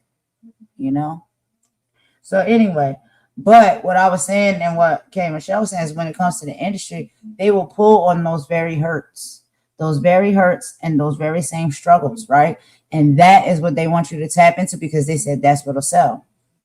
That's like continuously pulling out the stitches and ripping off the Band-Aid, Think about somebody who has actually done the self-work, or they might have gone to a therapist or something like that to help aid and assist with maybe, some psychological issue or traumas or something that they've been through. but they're an artistic person musically and they want to get into the music industry. And you get into the music industry and you sit with a producer and you sit with these people that are telling you, pull from the saddest, most traumatic thing that has ever happened in your life for you to write these lyrics and give the level of passion to this song that we think will sell. That's telling somebody to rip out the stitches and rip off the Band-Aid if they've already healed from it. And think about the ones who haven't healed, that are still bleeding out. You know, they want you to just pour your blood all over the page to make a song because it's going to sell and the people can relate. Now, I do understand that we can relate to these type of songs and struggles and things because we all go through stuff. And that is what makes a lot of music good and very relatable. And, you know, it makes us gravitate towards it. But you got to think the sacrifice that comes from the artist when they do that way. You know, the greatest music, I think, comes from the biggest sacrifice. The legends and the biggest stars and artists that have these songs and these, you know, pieces of artwork that really make a difference in all of our lives and a lot of people's lives. I believe that those are the individuals that sacrifice the most, because in order to put all of that on the page, in the lyrics, on the track, you're pulling from your traumas, your experiences, your sadnesses, you know, all of that. Do y'all agree with me when I say that? Do y'all see where I'm coming from when I'm speaking like this? And shout out to Rogue C5477. Thank you for coming over. You said new here, wanted to drop in and like the content. Thank you so much. I appreciate that. I really, really do. Asher said we'll check the full interview out. Yeah, Asher, watch that full interview for real. It's a really great conversation between K. Michelle and Shannon Sharp. I got one more I'm gonna play for y'all, and this one is interesting, y'all. You know, this is a little juicy. But K. Michelle's gonna be talking about her time where she dated Idris Alba. So she about to get into that conversation in just a moment. And Star is here. Hey, Star. Imani is here. Hey, Imani. Yeah. And let's see what more we got here. The talent is there. Yeah, right. Most of the raw talent comes from humble beginnings. Exactly, Asher. Humble beginnings, trauma, pain, you know. And that's what honestly makes the greatest art, you know. And it's unfortunate that it has to come from that, or it could majorly come from that. It's unfortunate for the sacrifice of it all. Of course, we love when the art is great, you know. We love when the song is powerful and it's deep and it's relatable. That's why we listen to it. We put on replay. It's speaking to us. It's speaking to our heart. It's speaking to our emotions. We feel seen. We feel heard. Sometimes what's being said in the lyrics, rap lyrics, song lyrics, whatever they may be, poetry, that, wow, this person is really speaking to me, you know? Like Lauryn Hill says, strumming my pain with his finger, telling my life with his soul, killing me softly with his song, killing me softly with his song, telling my whole life with his words, killing me softly with his song. Oh, y'all know I can't sing. But anyway, Brianna G61, who are you helping here? I don't understand what you mean by that. Oh, heck no. Why you only got 3 people watching? This needs to be boosted. You cooking. Oh, okay. All right. Sorry. All right. See, sometimes I do respond and I pop off too prematurely. If you really truly mean that and you are trying to say something nice and kind, then I do really appreciate that. I just get attacked so much here on this platform, this app. I can't be sure all the time when people come into the chat and they say certain things. I don't know what they mean. You know, I don't know what the intention is about the things that they're saying. We go through so much over here, but that's nice of you to say, you know. Thank you. I appreciate it. If you mean that, you know, I appreciate that. But yeah, we're just having a conversation over here, you know, like that's it. That's all. But let's take a quick song break, y'all, and then we're gonna get into the next portion of the video. It's only 3 videos left, y'all, so it's not long at all. So we got the next K Michelle one, as far as her dating Idris Elba. Okay, I'm sorry, 2 left. K Michelle talking about dating Idris Elba, and then we're gonna listen and we're gonna chop it up and go through some of the interview with Sukihana, with Shannon Sharp, because Sukihana is talking about a few different topics as well. So we're gonna chop that up and go through that. We're not gonna play the whole thing because it's a long interview, but I'm gonna chop up certain parts or whatnot, and skip around and play certain parts of it. So let's do a quick song break, and we'll be right back with K Michelle's second part and her talking about her time dating Idris Elba. All right, y'all, we'll be right back.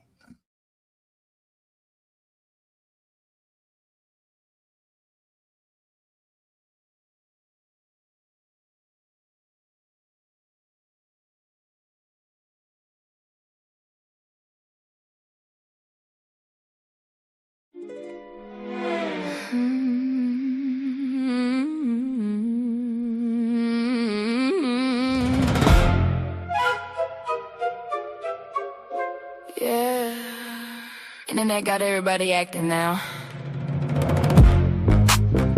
Everybody realtor receipts pop out. Ooh. Whole time, half these wars got sponsorships attached. Facts. Ding.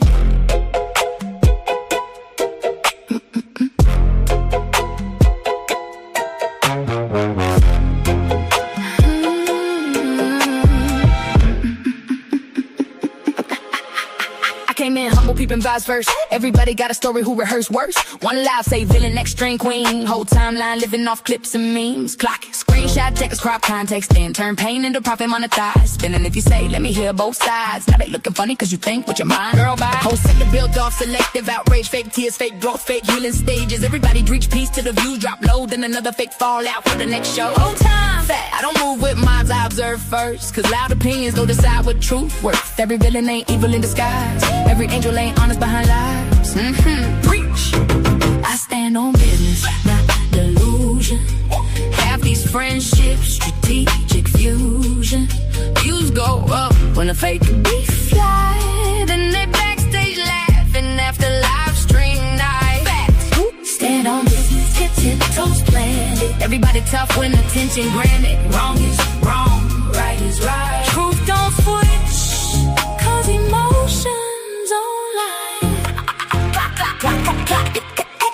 Some people don't want peace, they want leverage. Your platform, your audience, your presence. Soon as you distance yourself and move wise, now they online remixing history with lies. Funny how boundaries reveal folks quick. Toxic people panic when they losing their grip. 1 week, enemies next week, friends again. Y'all don't got drama, y'all got marketing plans. Clicks, downloads, chats, reaction views. Truth become optional when money involved too. Everybody scream real to reality sting. Then honesty suddenly offensive again. That part.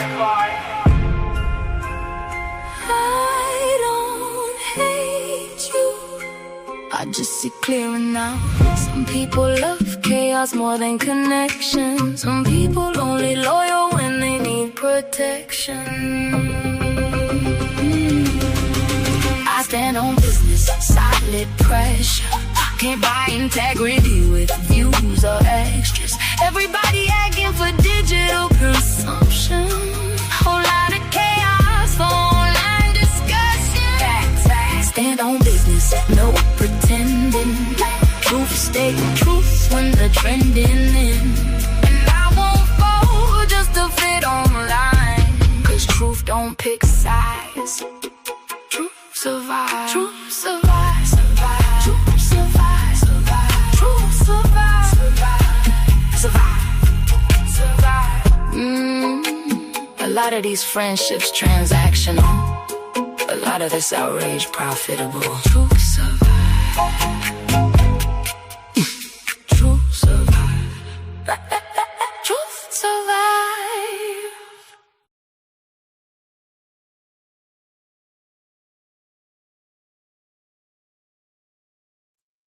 All right, y'all. So thank y'all for rocking with me through that quick little song break there.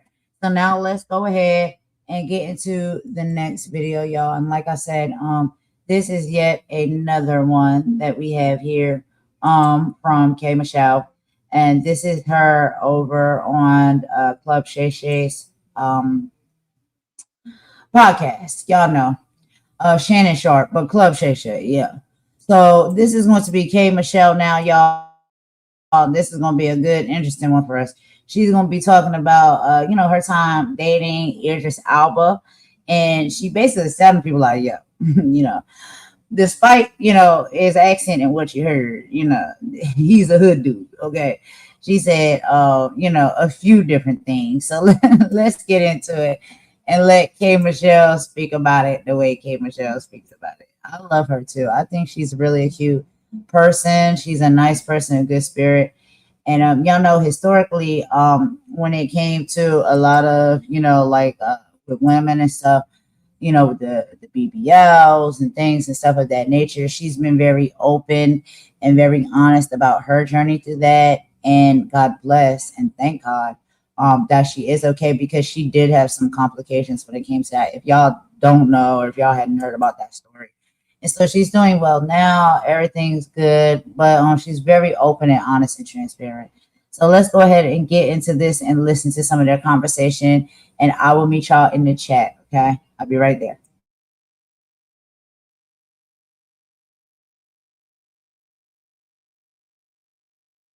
Spoke about having a relationship with Idris Elba. Yeah. Did people believe you? Yeah, and I think they were disappointed. Why? To hear Charlamagne the God say, when y'all found out that Idris loved K Michelle, it was like turning wine into arbor mist. That's hilarious. Go ahead, laugh. No, it was hilarious, but you got to understand, for a young Black girl, for y'all to do this, that man have never denied me my biggest selling album to this day that still charts is about me and him. We don't play them games with each other. Idris was amazing. He was an amazing man. But it make it seem like, in other words, he made it seem like you were not worthy to be with Idris Elba. It's like, that's what you did, Charlamagne. What would Idris want with her? And we could have anybody. That is a whole hood. I'm so sick of y'all because Idris put on a suit. Yeah. Idris would do fine in Memphis. Damn. Idris would do accent and all. You talking about a DJ that was in the streets in Hackney. But he still, like, we don't have no hate. That man is married. Him and his wife, I think she's gorgeous. I think, you know what I'm saying? Yeah. I want that. But my album, I never exposed that. We did everything together. But people thought that I was not good enough. So every time you would see me and Idris, you never would even put that. You thought they probably thought you were just hanging out. Y'all were just friends, huh? Oh, because we did. I took a musical. I redid my album before, and he produced it. We did all of that. But I have nothing bad to say about Idris. We went through what we went through. I sent my album first. Mm-hmm. I sent my album to him first. Yeah. And he did. So this is a masterpiece. I hate we've gone through this. But that is a hood nigga. Mm-hmm. We gonna stop. Yeah. That is a hood. That is a hood nigga. I don't care how fine, how dense y'all want him to be. That is a street Hackney. That still is a street dude. Don't do that. Do you regret having sex with men you worked with us in the Absolutely not. You think you'd have got farther, or did it hinder you? Did it help? What did it do? They was gonna do it regardless. They were gonna try to take me from me regardless. But you do realize, like, you're not the only people I'm around is the people I'm working around. I'm not. But that's okay. You can work.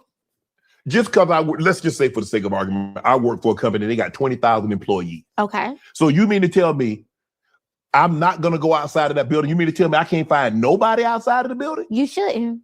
Why? You should deal with the people with something to lose. True. You should deal with the people who could lose their job just like you.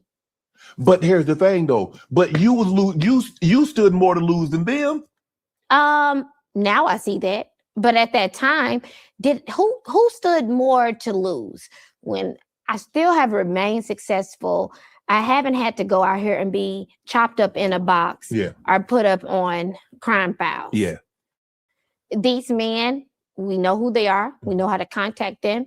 We know what they bring to the table. Right. That's a better thing for me. I'm sorry. It just still is. When it comes to work and comes to living and being what it is, I don't want to date nobody that doesn't understand what I'm up Understand you or against. what you're going to I do. don't want to do it. I don't want to go meet a man at a bar. Yeah. I just don't. I don't want that. You don't understand my life. You don't understand what I've gone through. Right. I want somebody that does business and understand my business. Well, congratulations on getting married last year. How has marriage changed, Kay? Oh my God, it's like you're supposed to sleep with the same sausage forever. Like I've started getting a whole nother respect. Like it's one thing to be like, I want to be married, but Yeah. after the ceremony or whatever, Yeah. what happens? So thank God my husband is he's really my best friend. Yeah. Mm-hmm. So what's it like? Because everybody has this marriage is the ceremony. Yeah. Okay, once the ceremony is over, all the friends are like, "Oh, we're so happy for you! Congratulations!" And you dance and you eat the I didn't cake, get any of that. and you go on the honeymoon. When you bring your ass back home, Okay. and y'all just But we've been doing this for so long. yeah, Like that's the thing. Like we have been close since high school. You get that? yes, Like you be around this person since high school, this and that. So marriage for me, like, you know, how I got married, people are on a whole debate right now about it. It's a whole thing I'm dealing in. But me and that man, like, I didn't get a honeymoon phase. He should have been married me. you could. Well, hold on, whoa! You left. There ain't him. no honeymoon phase. You didn't give him You didn't give him the time of day. He wanted to. Yeah, when we started dating, since then, when I'm saying we've known each other, it's not that 11, 13 years has nothing to do with the high school. This was after. Oh, This has nothing to do with so high y'all dated school. for 13 years before you got married? Yes. He wouldn't marry me. Why? Because when I got into it, I said I never want to be married. Well, damn, he took you. But word then when for he it. didn't do it, he tried to say, let's go to Vegas and get married. I was like, God, no. And then once he never tried to come back around and people's like, why y'all not married? I'm looking at him like, You said you didn't want to. yeah, but why wouldn't you? No, try? see, there you But go. why wouldn't you try? He tried and you said no. But why wouldn't you just try? No, see, there you go. See, that's what women do. See how y'all do that? Women, you see what I'm talking about? The man said, I want to marry you. No, No, but why not try? If you love somebody, and when I said to him, why weren't you trying? He said, because you don't want to be married, girl. Thank you. This is your control. This is something that, this is his power. This marriage proposal was his, so I had to do what I had to do. Give me the difference. All men, a regular guy dating a regular guy, Okay. dating an athlete, Okay. dating a musician, Okay. dating an actor. Okay. I would say that everybody in entertainment is entertaining. Okay. And, you know, it's like finding out Santa Claus is not real. Like, you know, all your friends like, if I can meet him. And you found out he's just a regular guy who didn't take care of his child support. Like, he's just a regular guy. Dating an actor, he's acting. He makes a living off of fake. You know. Can you tell what he's acting or what he's been? Absolutely. Okay. It's always on. Okay. Dating an athlete.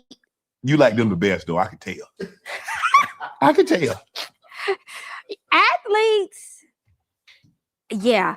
Athletes they can be grounded. Mm-hmm. They can be that because they have to work hard and they have to go really in. Like they have to, like me, you were talking, like you have to be healthy. You can't do this, and that. It's a lot of dedication. Yes. So that type of dedication connects, Yes. With someone like me. But athletes, baby, if you're not prepared for those flights, those running up, Were you dating after they ran his side piece ran up on you? Oh, always. Like I was always the Dylan in that. I would never. You would never run up on a. Oh, absolutely. You have. I have. I've ran up on a lot. Like I have ran up. How you run up on somebody? Yeah, but I feel like that was my boyfriend. And were they disrespecting you? Yeah. Disrespecting me, like saying things. I would have to write songs and all of that. That was like 20s. Like top of 30s, that's nowhere in me. But I will say for the women who date athletes, Yeah. that is a life that doesn't leave much room for your own. Yeah. I believe that. Yeah. Because they kind of want the woman available when they want her available. And so it's kind of hard for you to have a real full-time job, because when he needs you to pick up and go somewhere, you got a job. It's about him. Yes. It's about his health. It's about how he moves. That's your whole family structure. Yes. Nothing's wrong with that. Right. But if you want something else for yourself, that's when it gets very difficult. I can say that. Want to join Club Shay Shay? Become an official member by hitting that subscribe button, where you never know who's going to be joining us for drinks and conversation.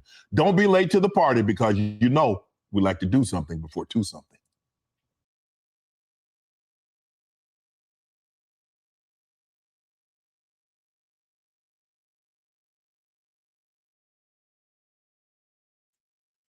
All right, y'all. So I'm back. So that was a pretty good conversation there as well between Gay Michelle and Shannon Sharp, and just talking a little bit about Idris Elba. And one of the things too, that I think that, I guess what we can kind of understand or, can wrap our minds around is that, when it comes to certain, artists and celebrities and stuff, they're in the same proximity as one another. And yes, a lot of them are in the industries and, Hollywood and all these things. But it's just as if we are dating someone, or kicking it with someone in our, areas and our regular, day-to-day life.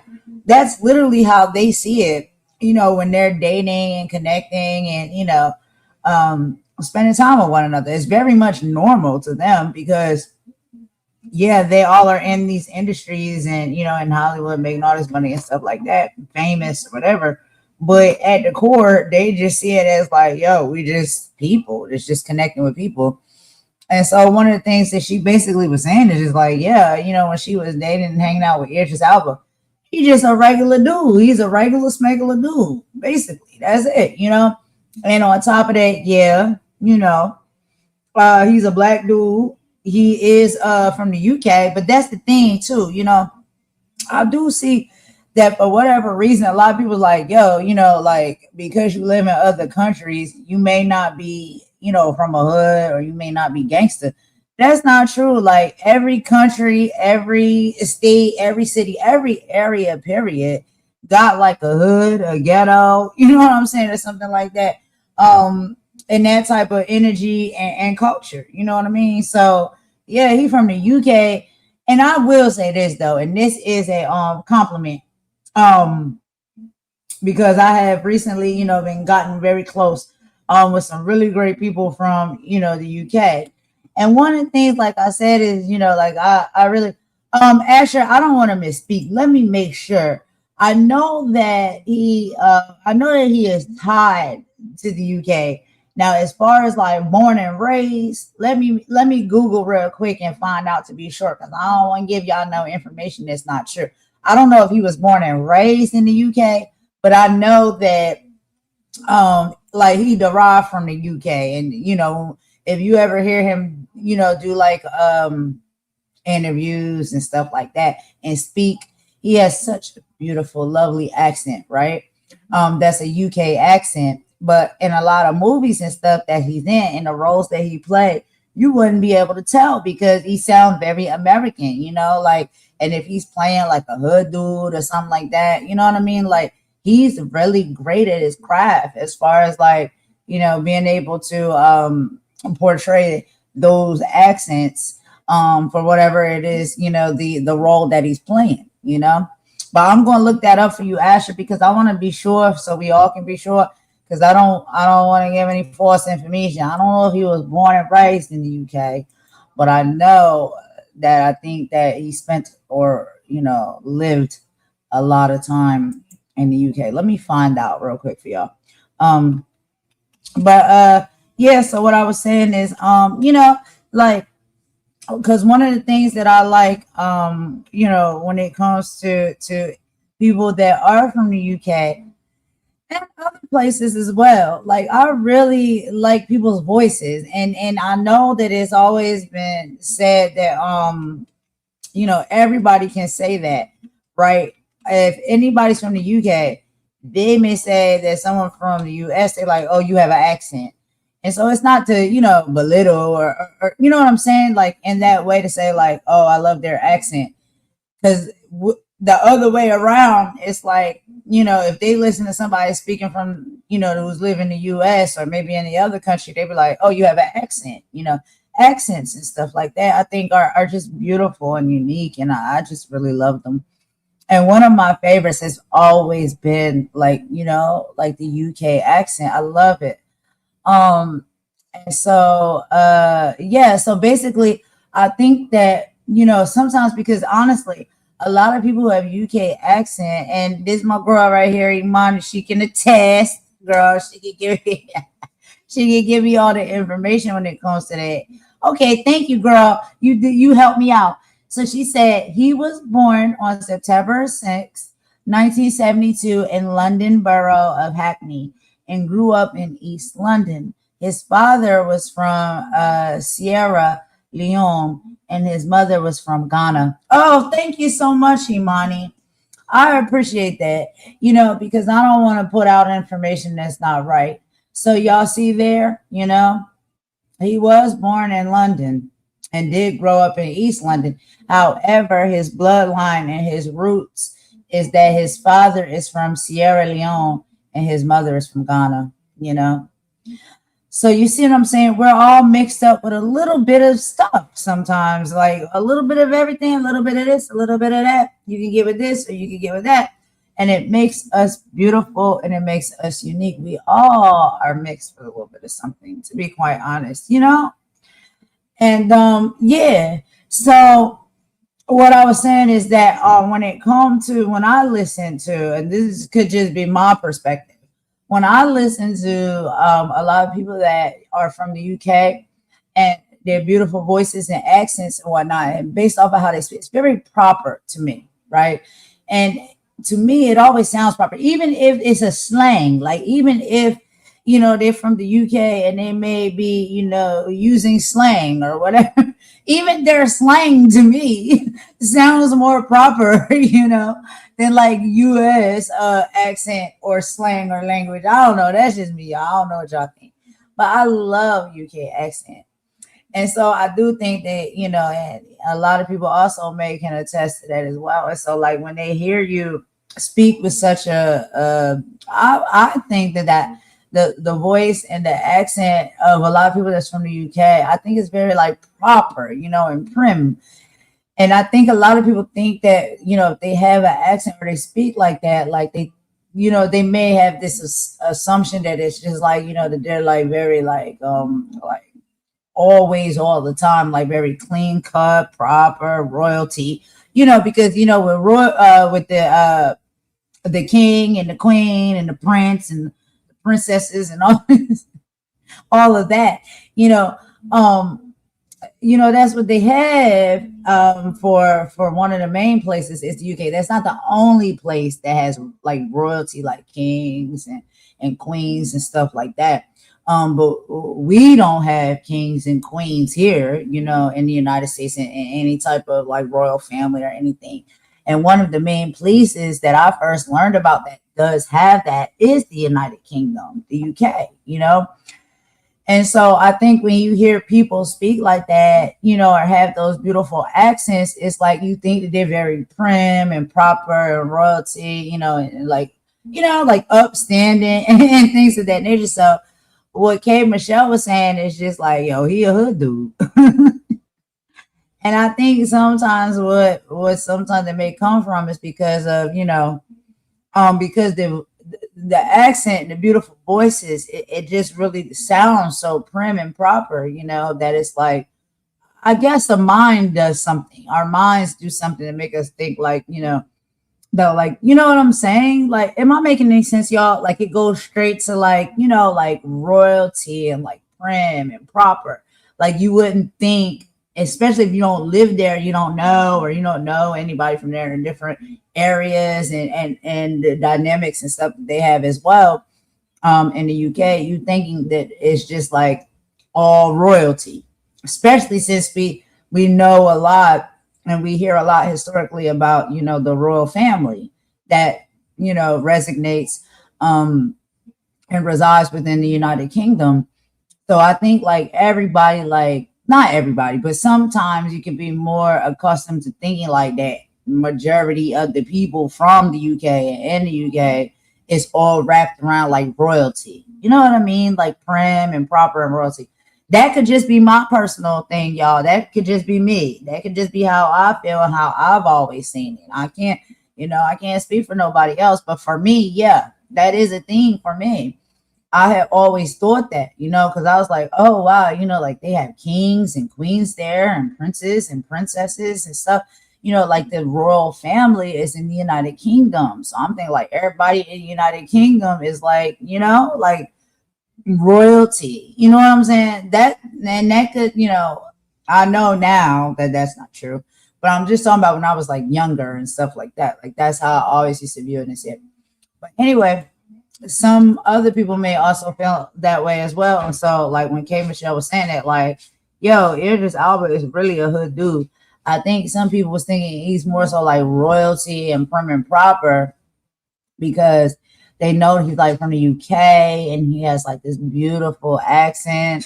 And, you know, even when he's in movies, and yes, he does a really good job of having like an American accent, you know, whatever part he's playing, he plays it well, right? Despite all of that, I just think a lot of people kind of felt like he's just like really prim and proper, you know, because he's from the UK. And that's what K Michelle was saying. I'm like, nah, child, he from the hood. You know what I mean? Like, he from the hood, you know. So I thought that was cute. That was cute for her to share, y'all. That was cute. But we're gonna go ahead. We're at the 2-hour mark. So I'm gonna go ahead and take a quick little song break real quick, one more time. And then after that, we're gonna play some of, you know, the main points in the interview with Club Shay Shay, Shannon Sharp, and Sukihana.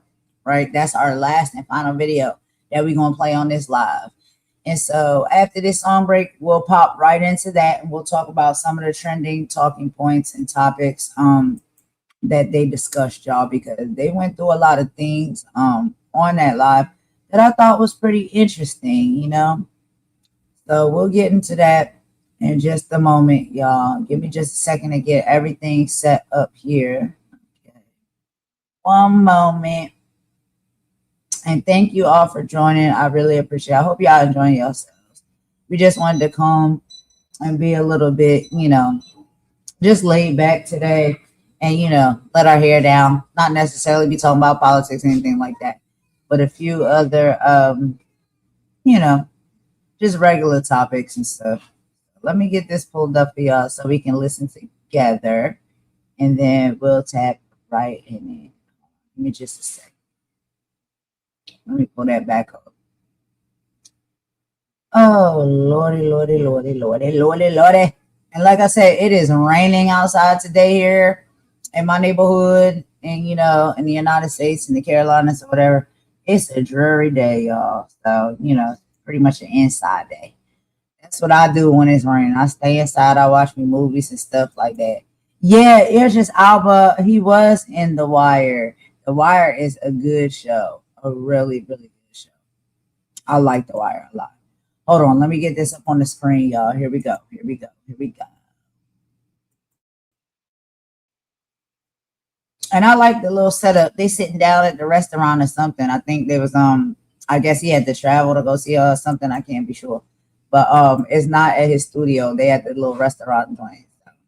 He said no, but the UK is very multicultural.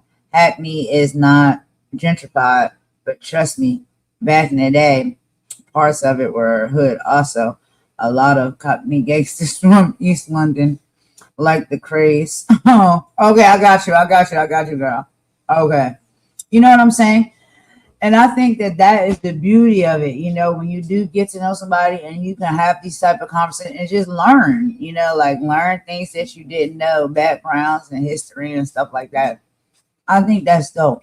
But let's go ahead and get into this video real quick, y'all, and I'm gonna meet y'all in the chat. I'm sorry, song break, then video, then I'll meet y'all in the chat. My bad.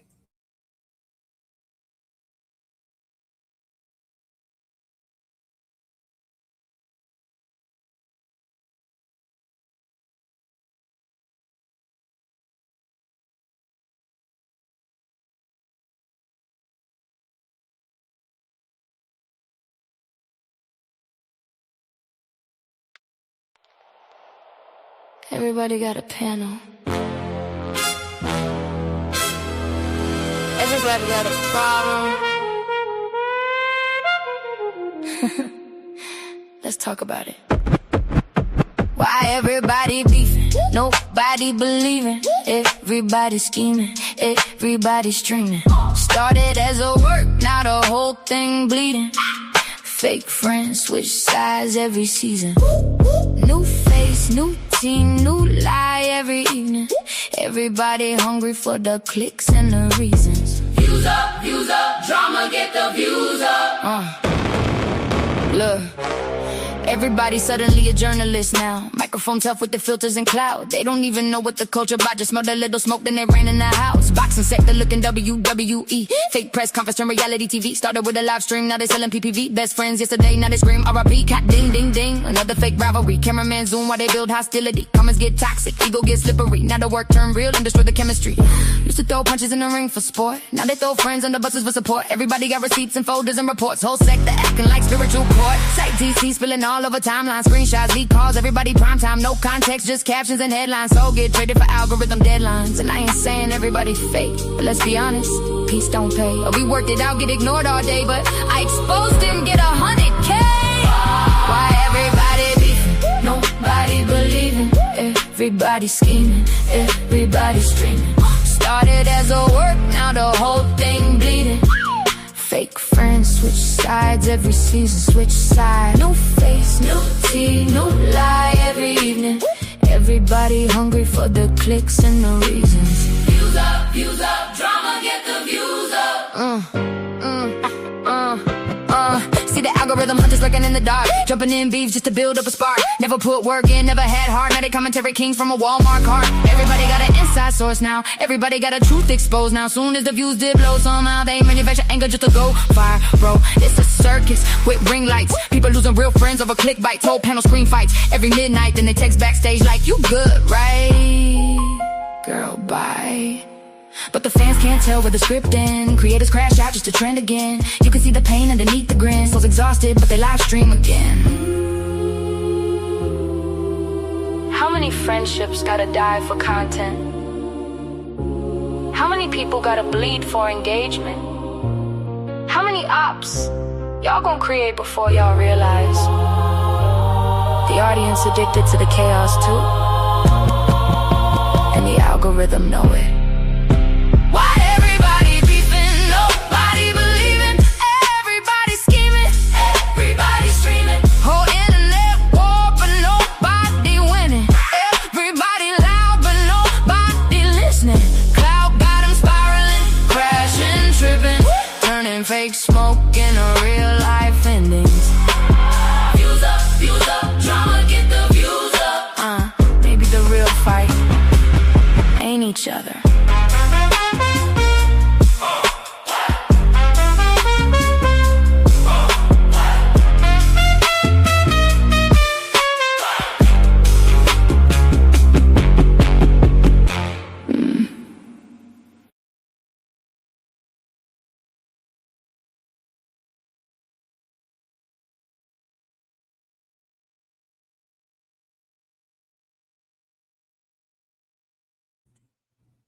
All right, y'all. So thanks for rocking with me with that little song break right there. So let's go ahead and get into the next video real quick, y'all. Let me go ahead and put this up here real quick. All right, so yeah, so this is Sukihana, and she's having a conversation with Shannon Sharp over on the Club Shay Shay podcast. And they talk about a few different topics that I thought was really, really good. So I'm going to go ahead and play a few of these. Not going to play the whole while because it's really, really long. But we'll just listen to a little bit of it because she has some really good things to say, real interesting, entertaining. So let's get into it. I'm going to meet y'all in the chat.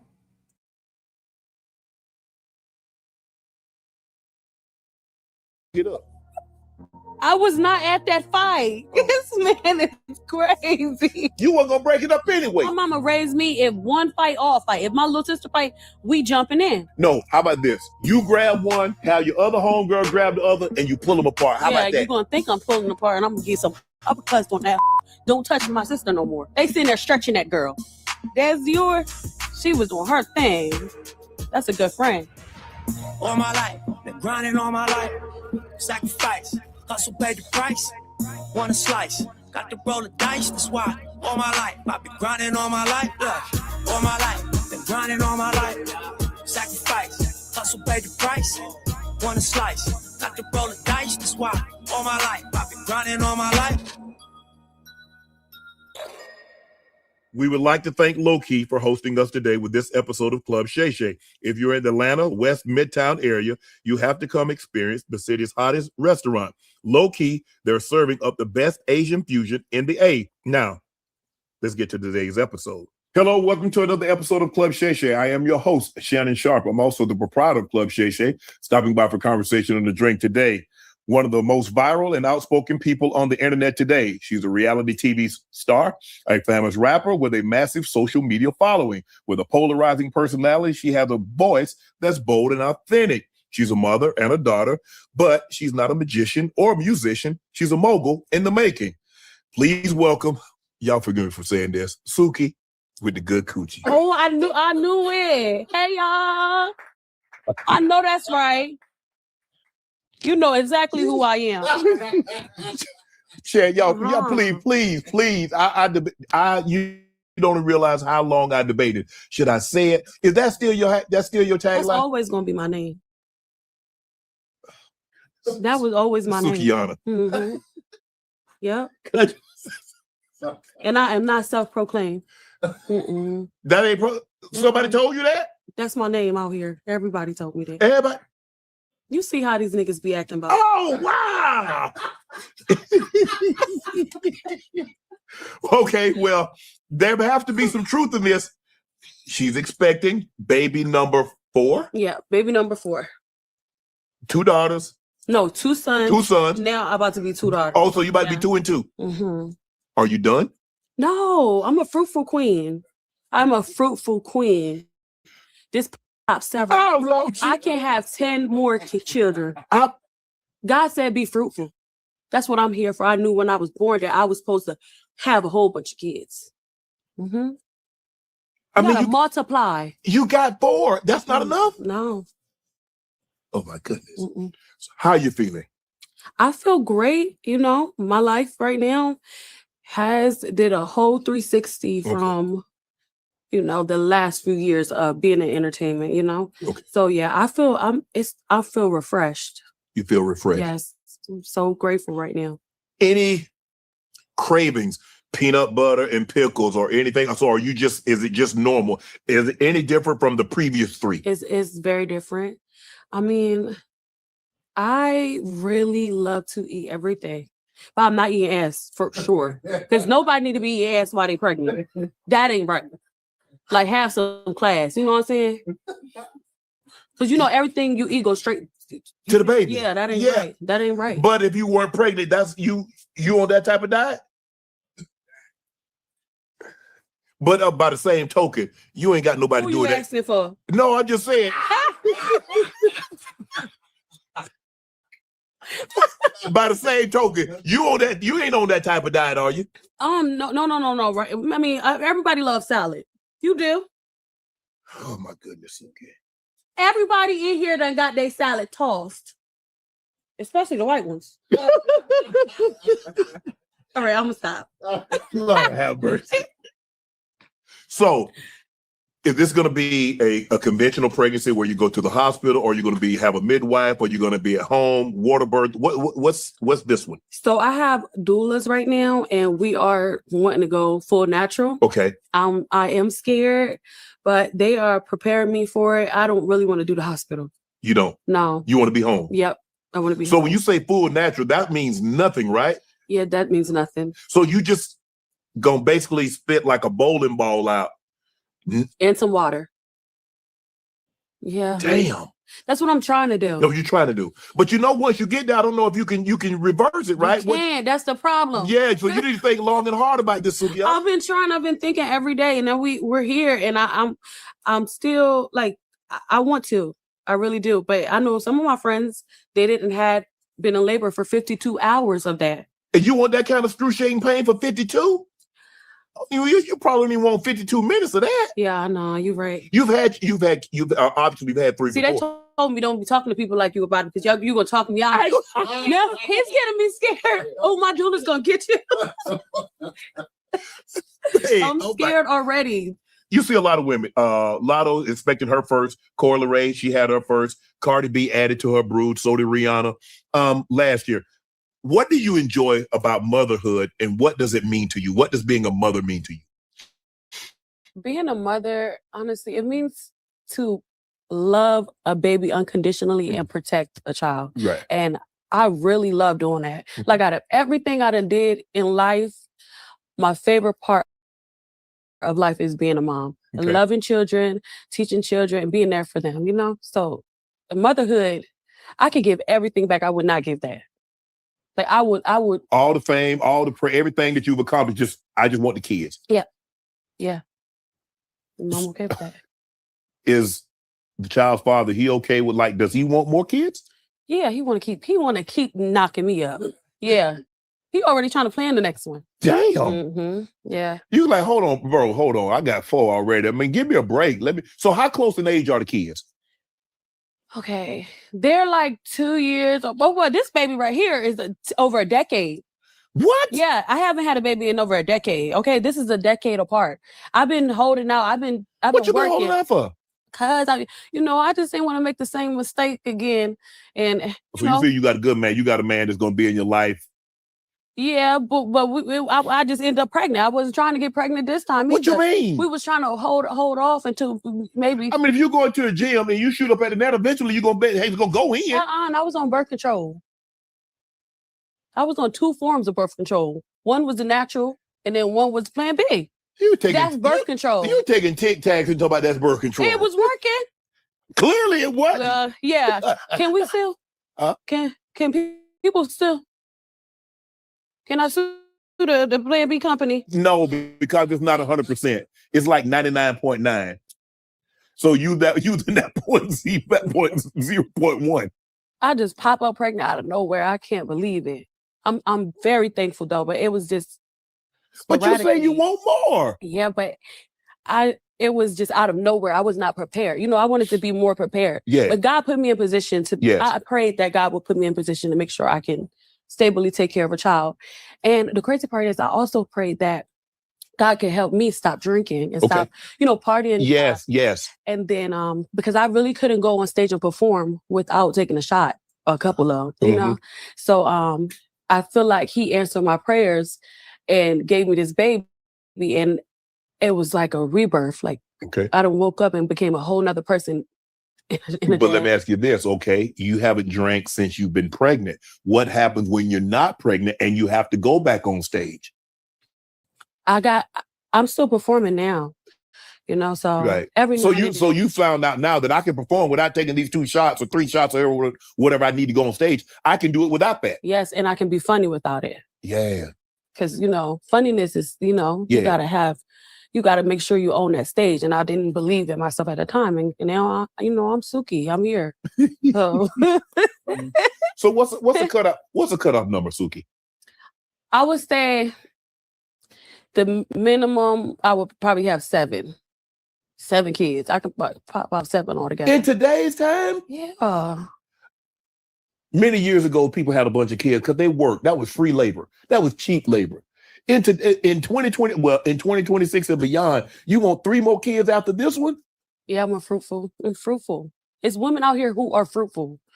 I'm fruitful. I love being pregnant. I love having babies and taking care of them. You love the process of making them, or you love actually? I love the process of making them. Hell yeah. Shit. Yeah. That ain't my favorite part. I mean, sometimes. Yeah, my favorite. That is something. That's my. I love making babies. You know, So I'm good at that. when you told the guy that you're with that you're expecting, he's excited. He's like, damn, okay, I've been trying to do this. Yeah, he was very excited. I was excited too. I was a little scared because, you know, I just got back on TV. You know, I took a little break. Yes. Now I'm on one of the biggest TV shows, and I am making a prominent amount of money, like a super amount of money. But, you know, I'm just like, oh, I'm not picking money before my baby. This is my baby. Y'all bitches, y'all see me after I had his baby. Damn. You know what I mean? Yeah, so. But see, you're good because you can't behave like you normally would be behaving. So I gotta sit my ass down. Yeah, I gotta sit my butt down now. The regular season is a wrap. The NBA playoffs are finally here, and there's no better way to cash in on the high-flying hoops action than Prize Picks, a preferred partner of the NBA. Every bucket, every dime, every win means more when you're playing on Prize Picks. So don't pass up the next shot.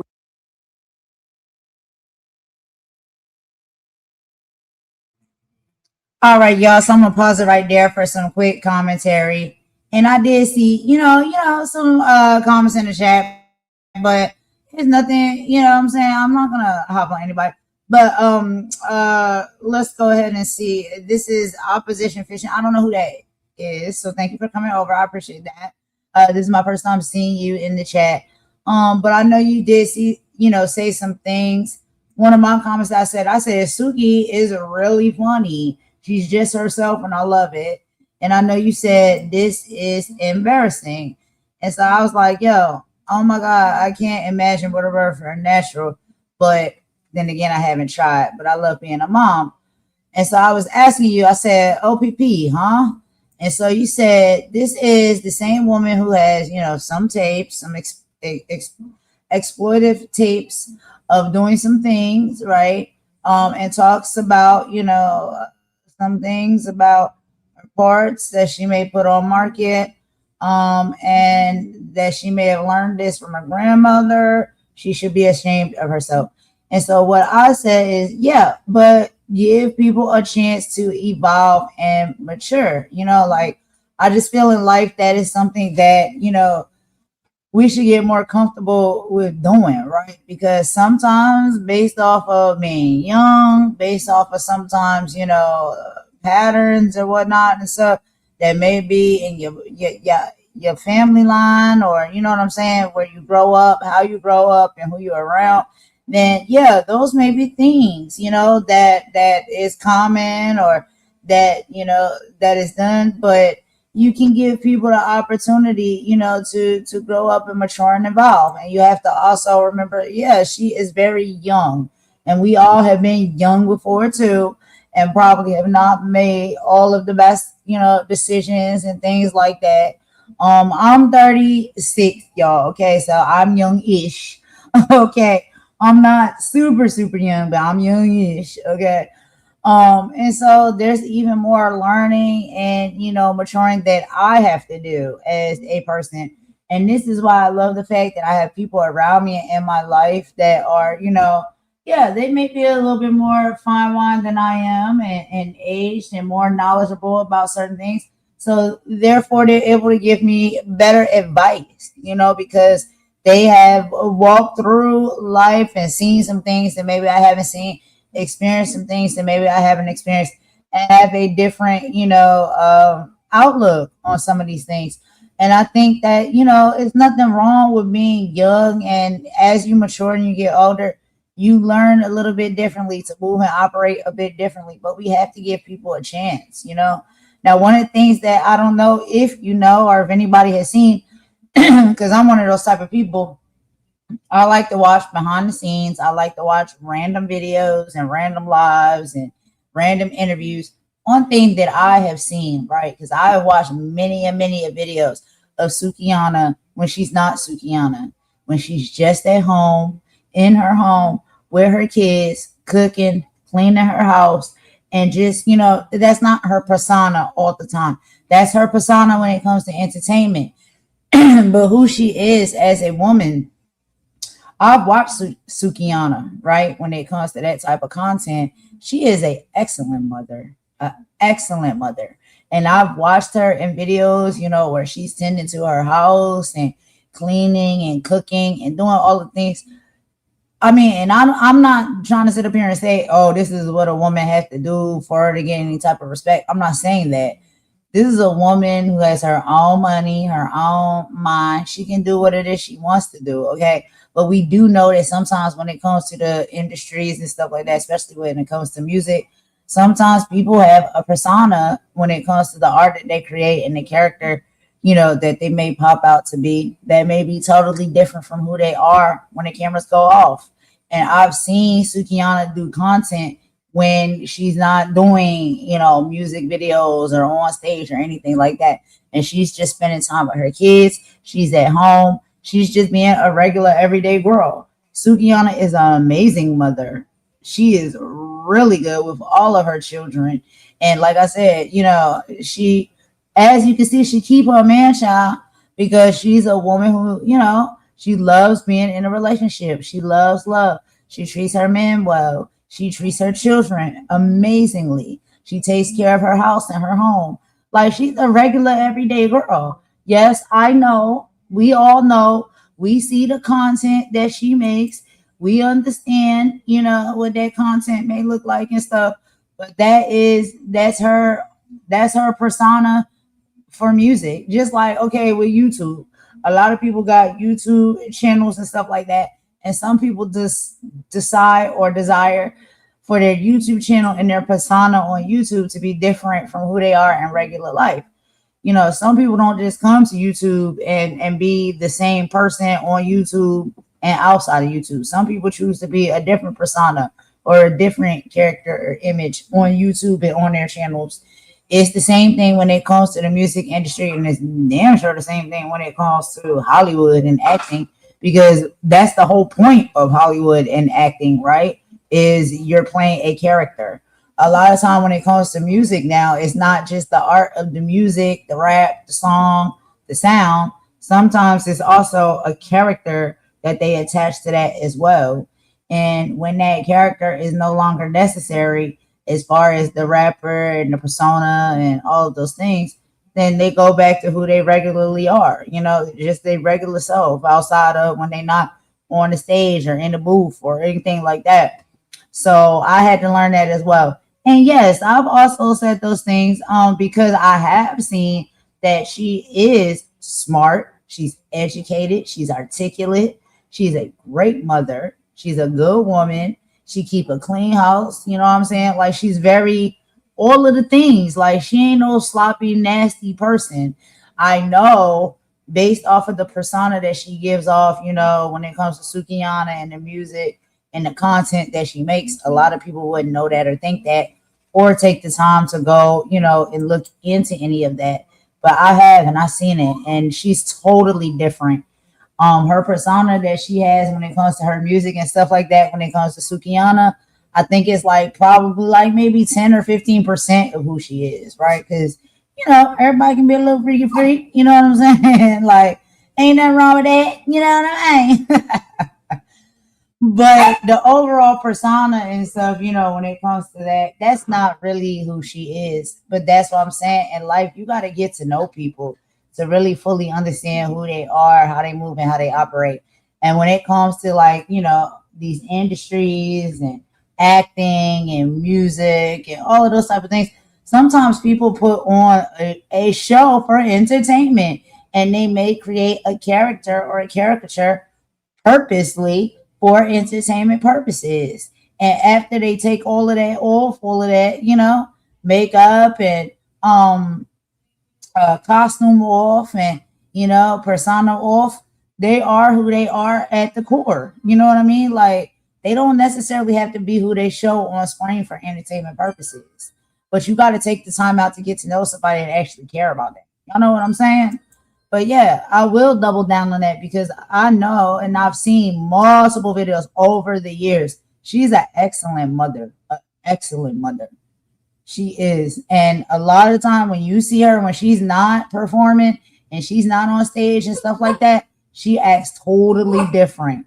Sukihana does not act like that when, you know, she's just at home with her kids and her house and cooking dinner and cleaning and, you know, doing all of those type of things, you know.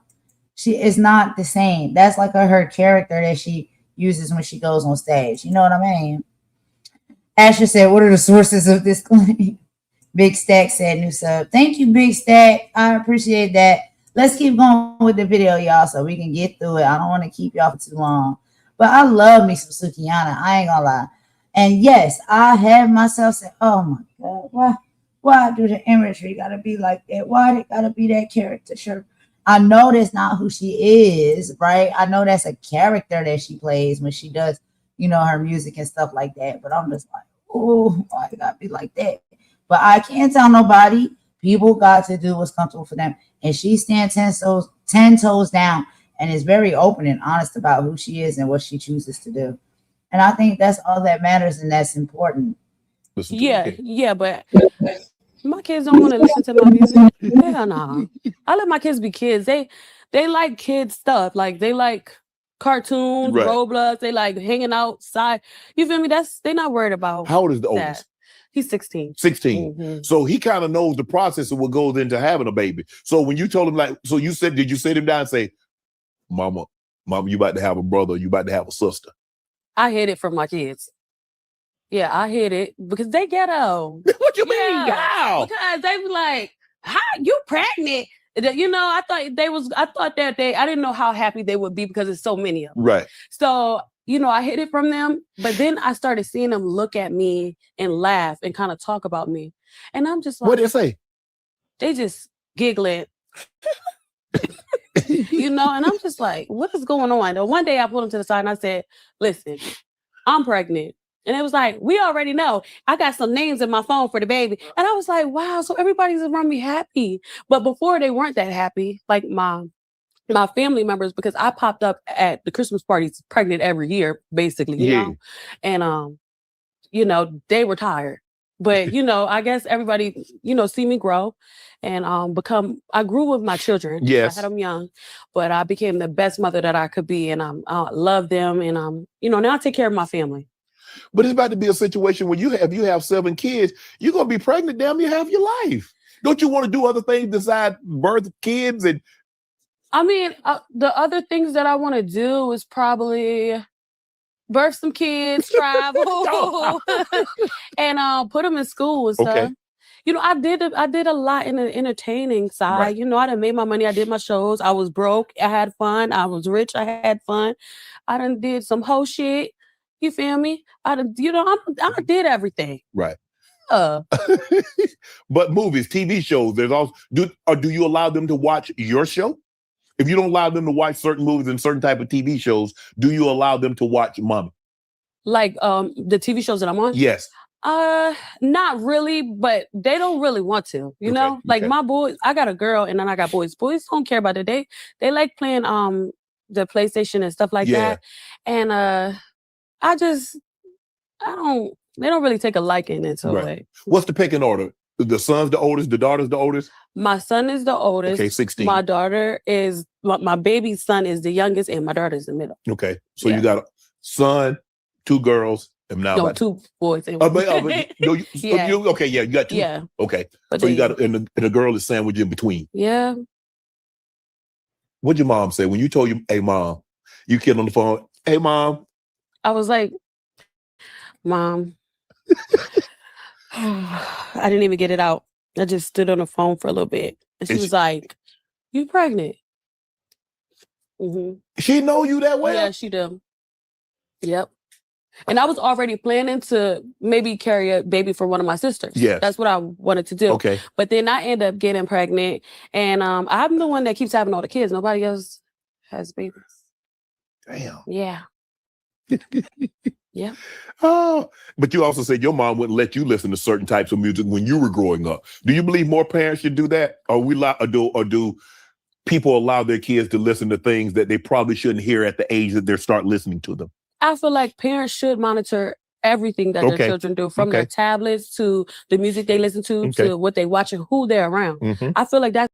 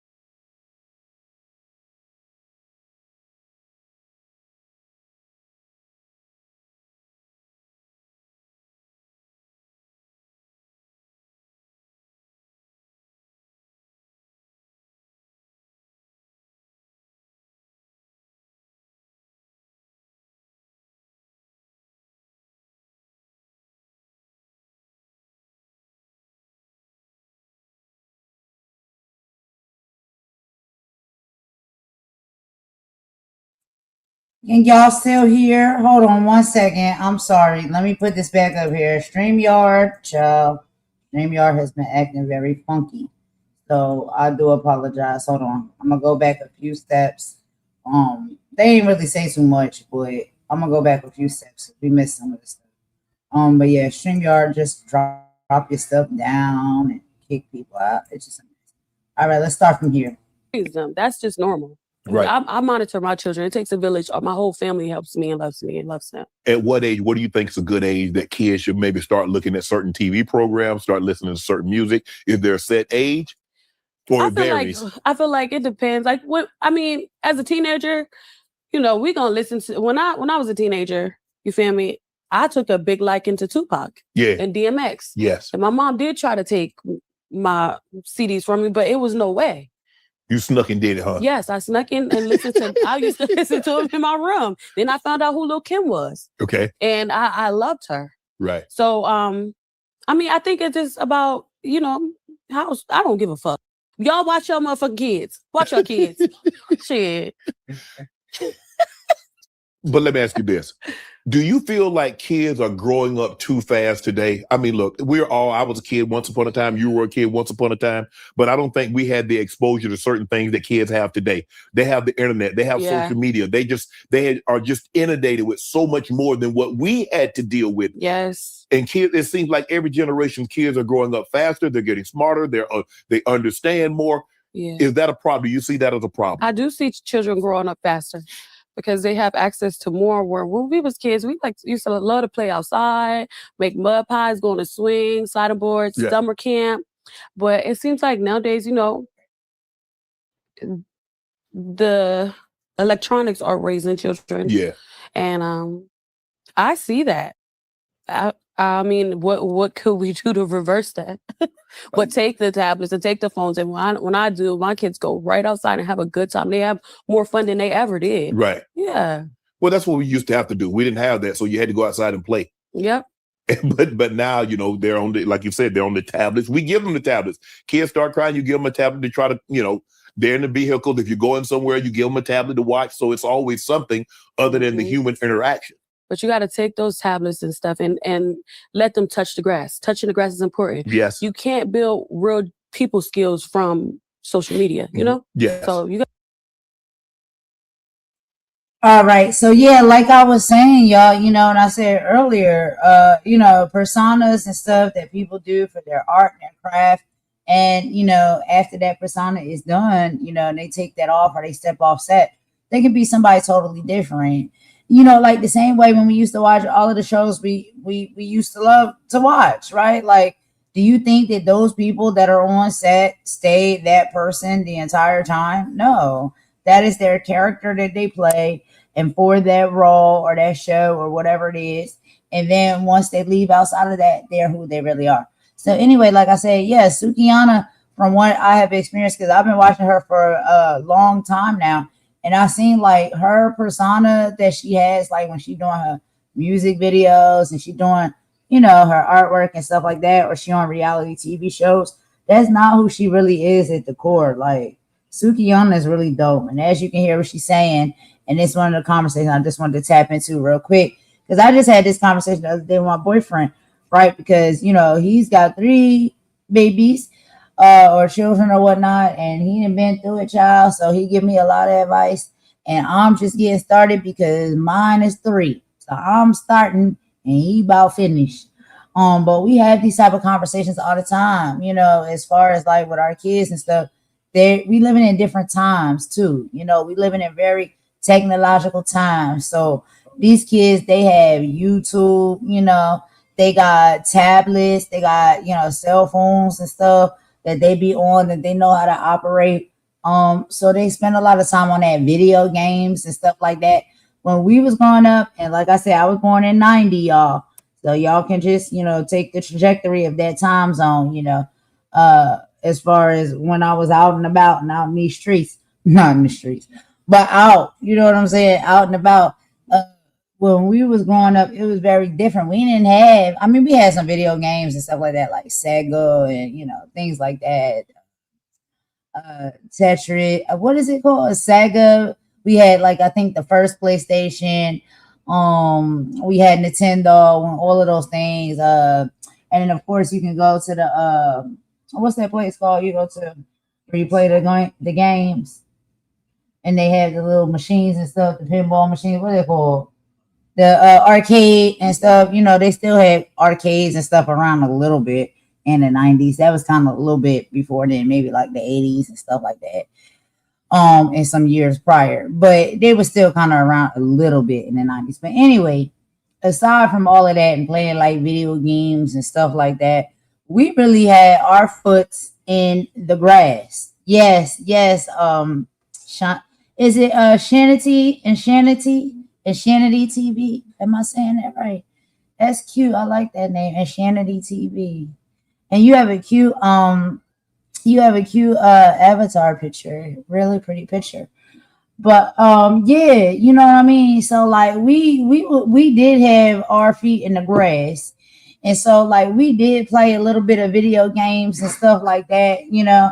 But for the most part, y'all, we was outside. We rode bikes, we was racing, we was playing sports, and you know, with the girls and stuff, we used to play sports with the boys. I remember playing football, tag, football, racing, bike racing, you know, all of those type of things. Like we used to really hang out with the boys and stuff.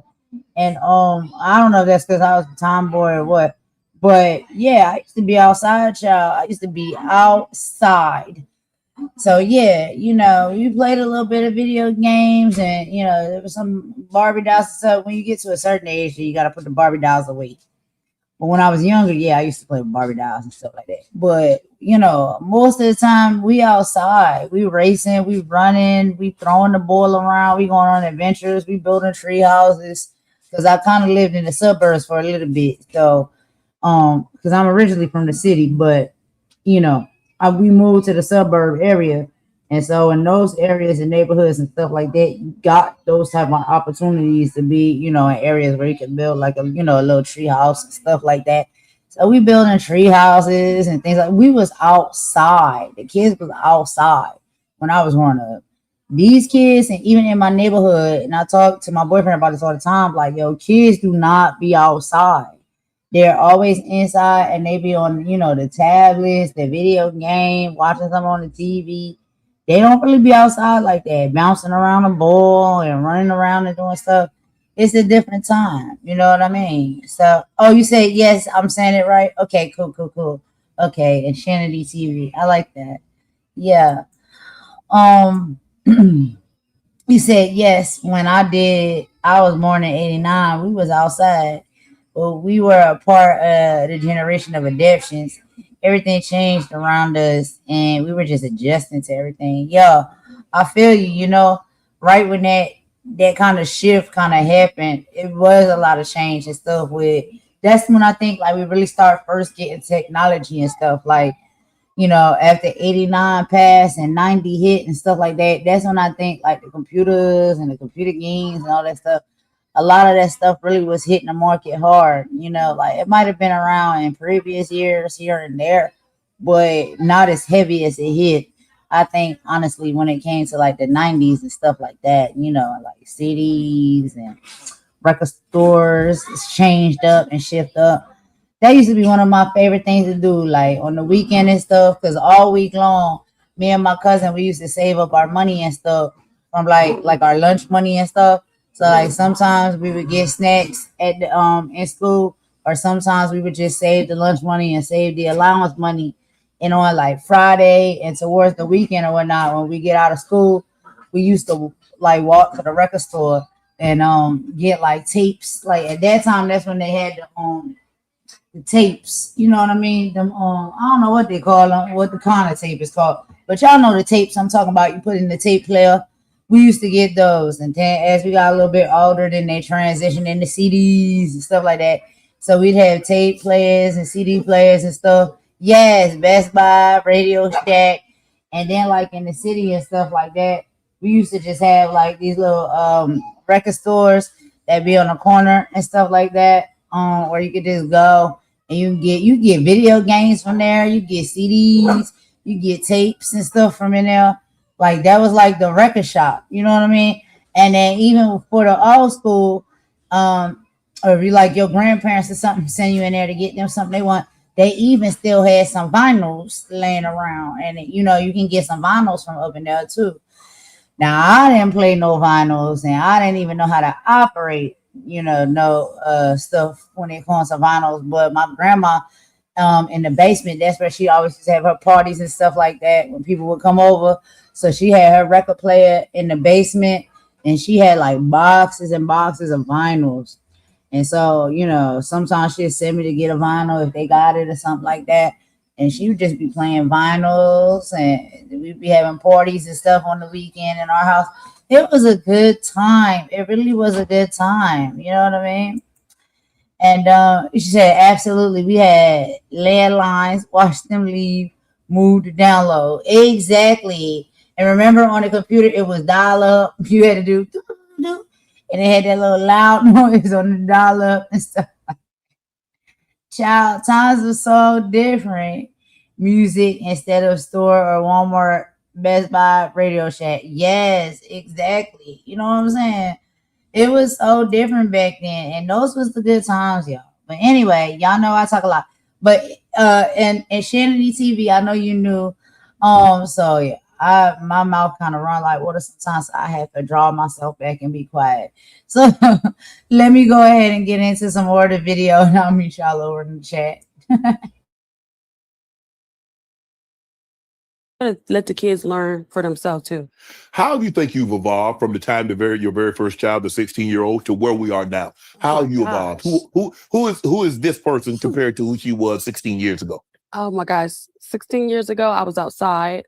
I was young. Outside. Outside, you know, outside, you know, living life really fast, and I didn't have the most money, but I was in the hood, you know, had my friends, you know, going to clubs, you know, partying, and didn't really have much responsibility. Yes. Yeah, compared to now, you know, I had to grow up with my babies at that time. Mm-hmm.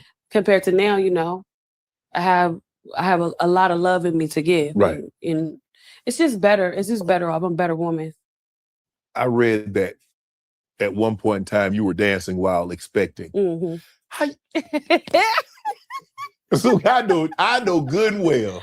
I know good and GD well you ain't get your butt on that stage and belly out here and butt out there. I mean, there was a time where I was dancing. I had to figure it out. I ain't had no money. Shit. And I lost my ID, so nobody was about to hire me. Well, how you lose your ID? Just go get another one. I couldn't. What you mean? I didn't have all the things that I needed. But at the end of the day, the strip club was right there. Oh, so you ain't need no ID for the strip club? No. Well, how did they know you was of age? You could have got the people. They could tell I had my little stretch marks and everything. I already had kids. And I ended up was pregnant while I was dancing. You know, I was trying to make my money. Could they tell? Were you showing? Were you like? They didn't care. Guess what? It's people in there with bullet holes in their ass and stuff. You know? So I was just trying to make my money, make my ends meet because we ain't had nowhere to go. So yeah, I went to the strip club, got my little dance on, made my little couple dollars. I didn't make that much and I didn't dance that long. But hold on. I was doing right because I could have been selling pussy. So you feel me? Pregnant? That was lit. Oh yeah, I was pregnant. You know, but I'm saying you can't sell no hoo-ha pregnant. Yeah, you can't. Some people do. You can charge extra too. For what? I'm just saying. What you mean you can charge extra? Pregnant pussy is a different type of pussy, you know, right now. So, oh my goodness. Don't act like y'all ain't fucked none that was pregnant. No, come on. So, all right. You own, first of all, I mean, your own stage. Okay, look, I'm like, damn, okay. You know, you say you lost your ID, but maybe, I mean, there are some, I don't know, maybe Target or maybe one of these, you know, retail chains will give you a job as a cashier or something. Okay, fine. But dang. I was on my ass and I didn't know if I could bring another baby in. I already didn't have no help, no place to go, no car, no money, nothing. Did the child's father didn't offer assistance? I don't even know who he was. But at the end of the day, the baby made it. But you know who he is now, though, right? I don't know none of these niggas. The thing is, when my new baby daddy is the only man that I ever been with in life. That's how it go with me. We don't talk. I don't know nothing about nothing. So he my first love. The first time I had sex was with him. That's how we go. Oh, no. You ain't finna do that. Yes, you ain't finna race. I'm not finna let you try to race these men. But what if they want to come back now and says, okay, we want to be a part of the child's life? Oh no, they can be a part of their kid's life. Yeah. No, I'm all for that. Well, they might want. What if they want to spin the block? Say, we realize we. What? They don't spin the block. Niggas get shot around here. They don't play. We don't do that. Oh Lord, you know. No spinning the block. Especially when I got somebody that love me and treat me good. Yeah. Oh, baby, I don't go back. Have you ever spun the block? No. I tried. I don't like that. Why? Because when you go back, you realize that there's a reason you left. Yeah, so I just rather not spin no blocks no more, ever. At the start of every new year, I set my goals. I tell myself this year I'm eating right, I'm working out, I'm working hard, staying on track. Then reality hits. Work, travel, cravings, distractions. Life just loves to test. Because they say either Ray J or Dr. Umar with his baby daddy. You messy. That's what they say. I don't know. I read that. And I was like, well, dang. That's what they said. How they gonna pick my baby daddy from me? That's crazy. I mean, I guess they're kind of looking at the hat.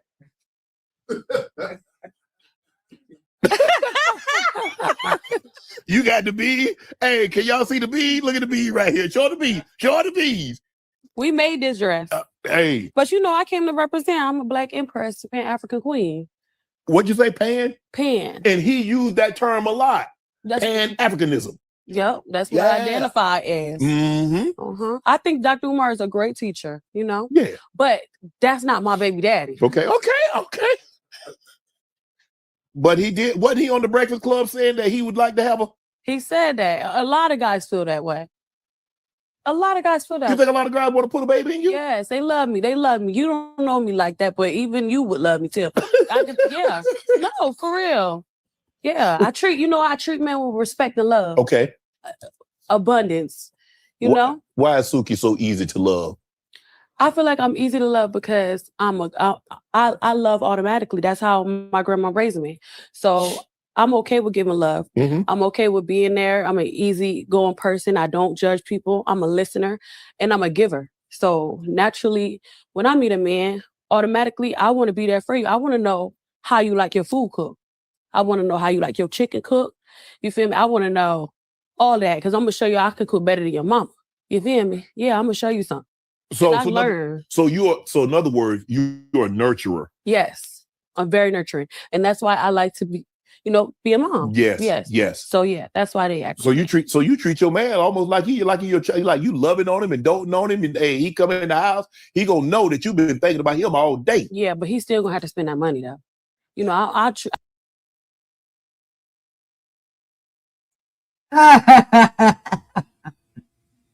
Yeah, Suki be cracking me up, but she don't tell no lies though. She do not tell no lies for real. She is very real. I love that about her. I really, really do. But you know, like it's a lot of women that's like that. You know what I mean? Like, and that's the thing. Like I said, when it comes to like persona and what people are doing, you know, as far as in their career and stuff, it may give off that she's one type of way, but like after all of that comes off, after all of that persona comes off, then she's not like that behind the scenes, like in real life. She's not that Sukihana. She's very different, and she does have a real name, but she said her real name, but I'm not gonna put her real name out there. But her real name, like she has no problem with telling people what that is as well. That's who she is when it comes to that. As far as being in relationships, as far as being a mother and all of those things, like she's very transparent when it comes to that, and she always has been. And what I've seen from her is like she's a really good mother and she's a good woman. Like she really take care of her man. And even if she want to be a little bit of Sukihana in the bedroom and the bed sheets, that's what you gotta do for your man. You know what I'm saying? It ain't no problem with that. It ain't no issue with that. That's how it should be. You know what I mean? If anybody gonna get that version of you, it should be your man, right? You know what I'm saying? So Suki cool with me, y'all. And I love this interview. I love it because Suki, she keep it real. She 100 all the time. All the interviews and all the time was when I be seeing her like doing interviews and stuff like that and talk with people. She's always the same, right? She's very honest. She's very open. She's very transparent.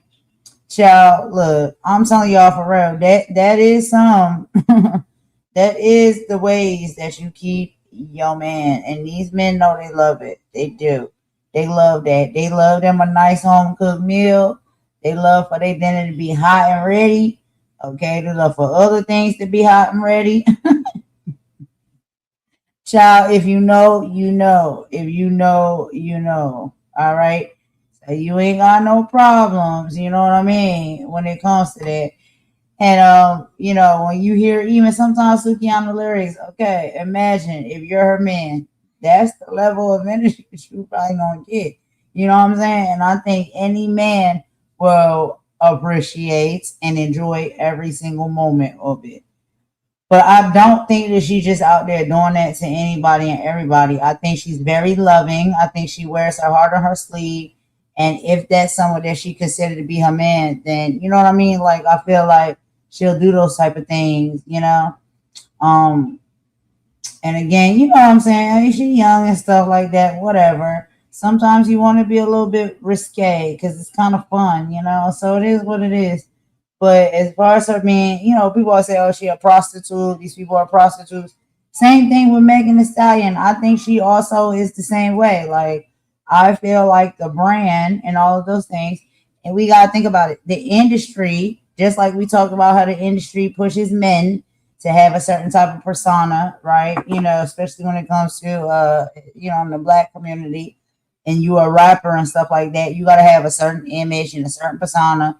And the industry pushes you to show up like that. But it's a lot of men that are real sweethearts. They're very romantic. They may be rappers, but they're romantic and they're loving and they're caring towards their women. I'm not saying all of them. I'm just saying there's some of them that are. And the same way that they push men to have a certain type of persona, like they gotta be gangsters and killers and dealers and all of these things, right? That's the same way they push women, sometimes in this industry to make you look a certain type of way and have a certain type of persona or whatnot. And look, if you down with it and you willing, you know what I'm saying, to portray that character, that image, for the bag or whatever, I don't necessarily think that all of the entertainers should be judged for that, honestly. I don't. Because everybody trying to get it how they live. They're trying to put food on the table for their kids, for their family and whatever. I don't think that it's cool that they force, you know what I'm saying, or make that a thing that it's like you gotta, portray this certain type of imagery or whatnot, you know what I mean, to get to the bag or whatever. I don't think that's cool that they put your back up against the wall like that. But you look at it, if somebody want to provide for their kids, they want to have a better life for their kids than what they had when they was younger, and get more and provide more for their family and their children. And they're like, yo, this is what the industry is requiring. So, I'll just go ahead and do it. But at the core and deep down, like, that's not really who I am and how I operate. And if people care to get to know me, or they care about, what I'm saying, me at all, and not just see me just as the entertainer, but see me as a person, then they'll see and they'll understand. Like, nah, I don't really move and operate like that in regular everyday life. This is just a persona, and I'm just playing the daggone game to get to these chippers. You know what I mean? Like, that's about it.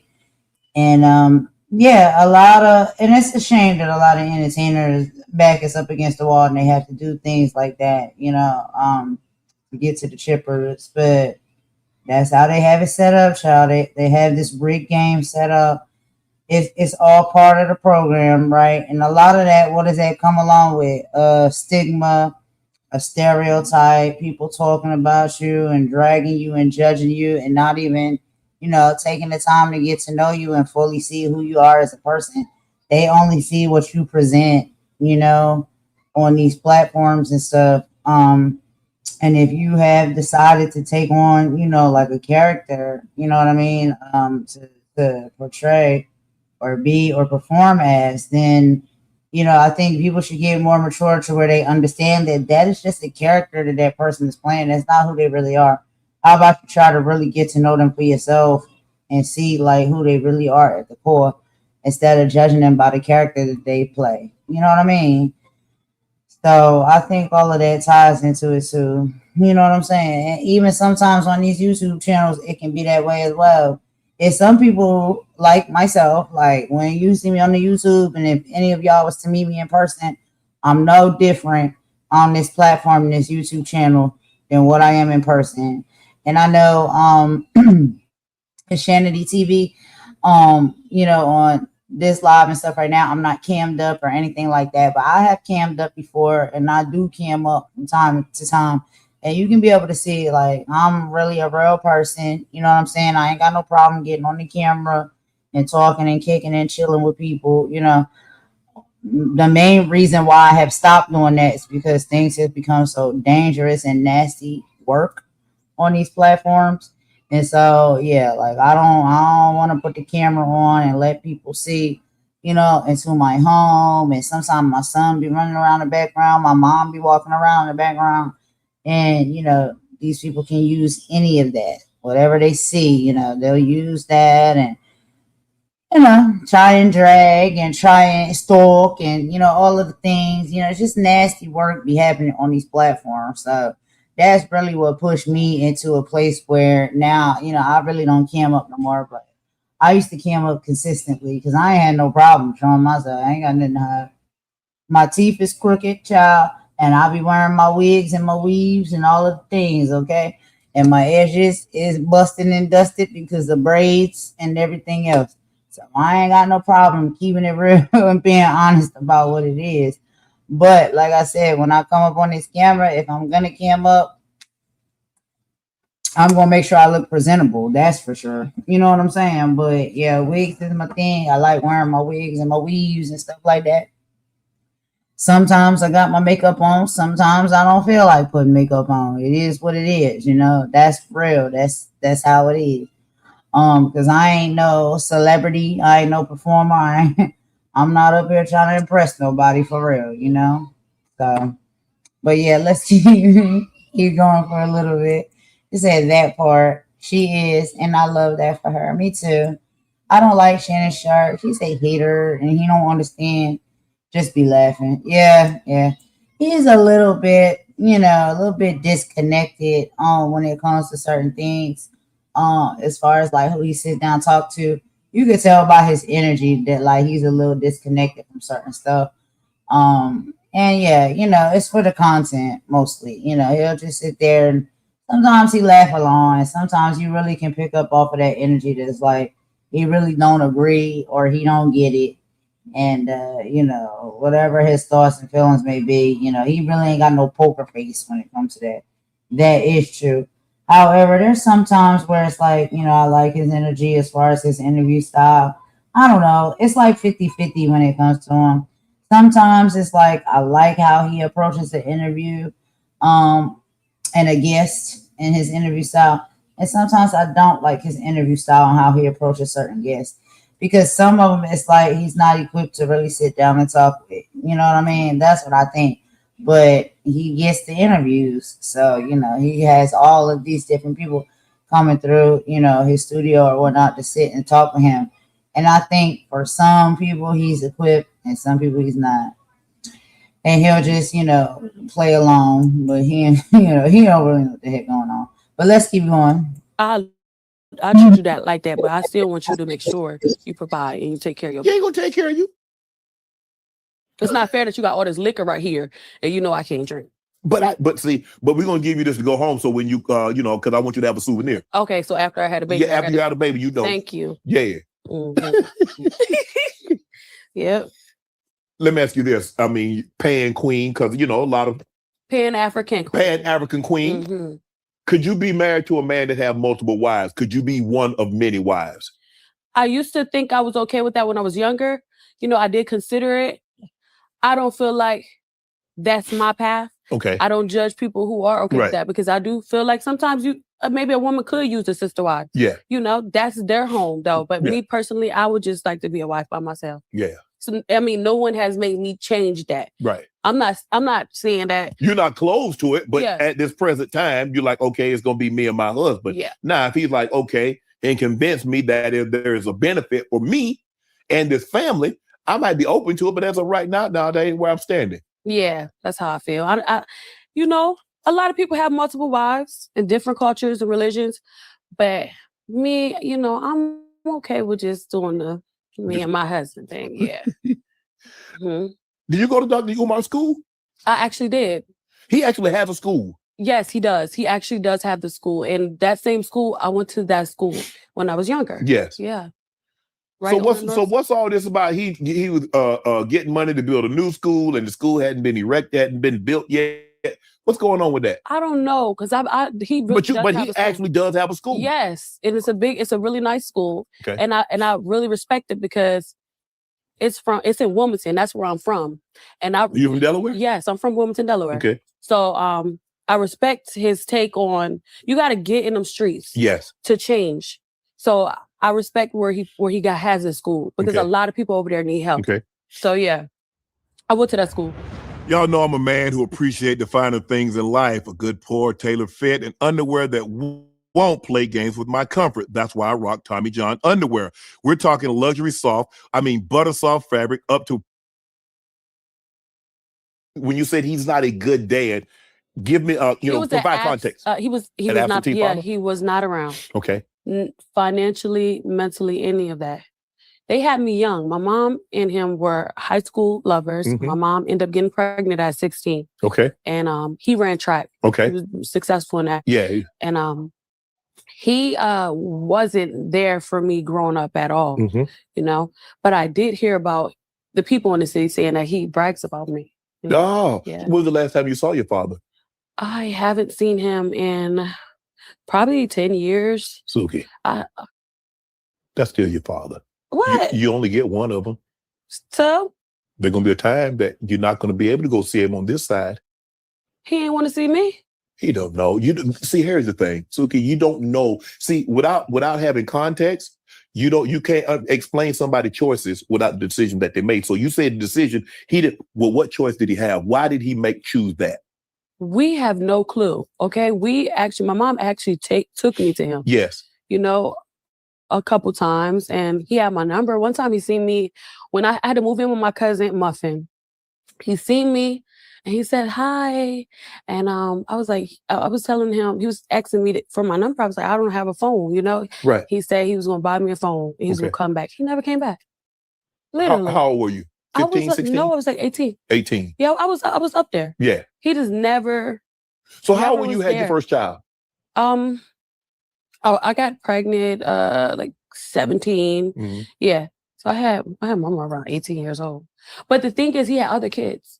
Oh. Yeah, he had other children that he was That lived were with older him. than you or younger They than were you? younger and they lived in the same house. Oh, okay. So now it makes sense now. And my mom had a husband, so we weren't. She's not like a bitter baby mom. She Yeah. didn't care. No, I'm talking about you. Now it makes sense to me because you say, okay, you got kids that live with you and that you see, and I'm your child, and you don't want to spend any time or get to know me. Now it makes sense to Yeah. see.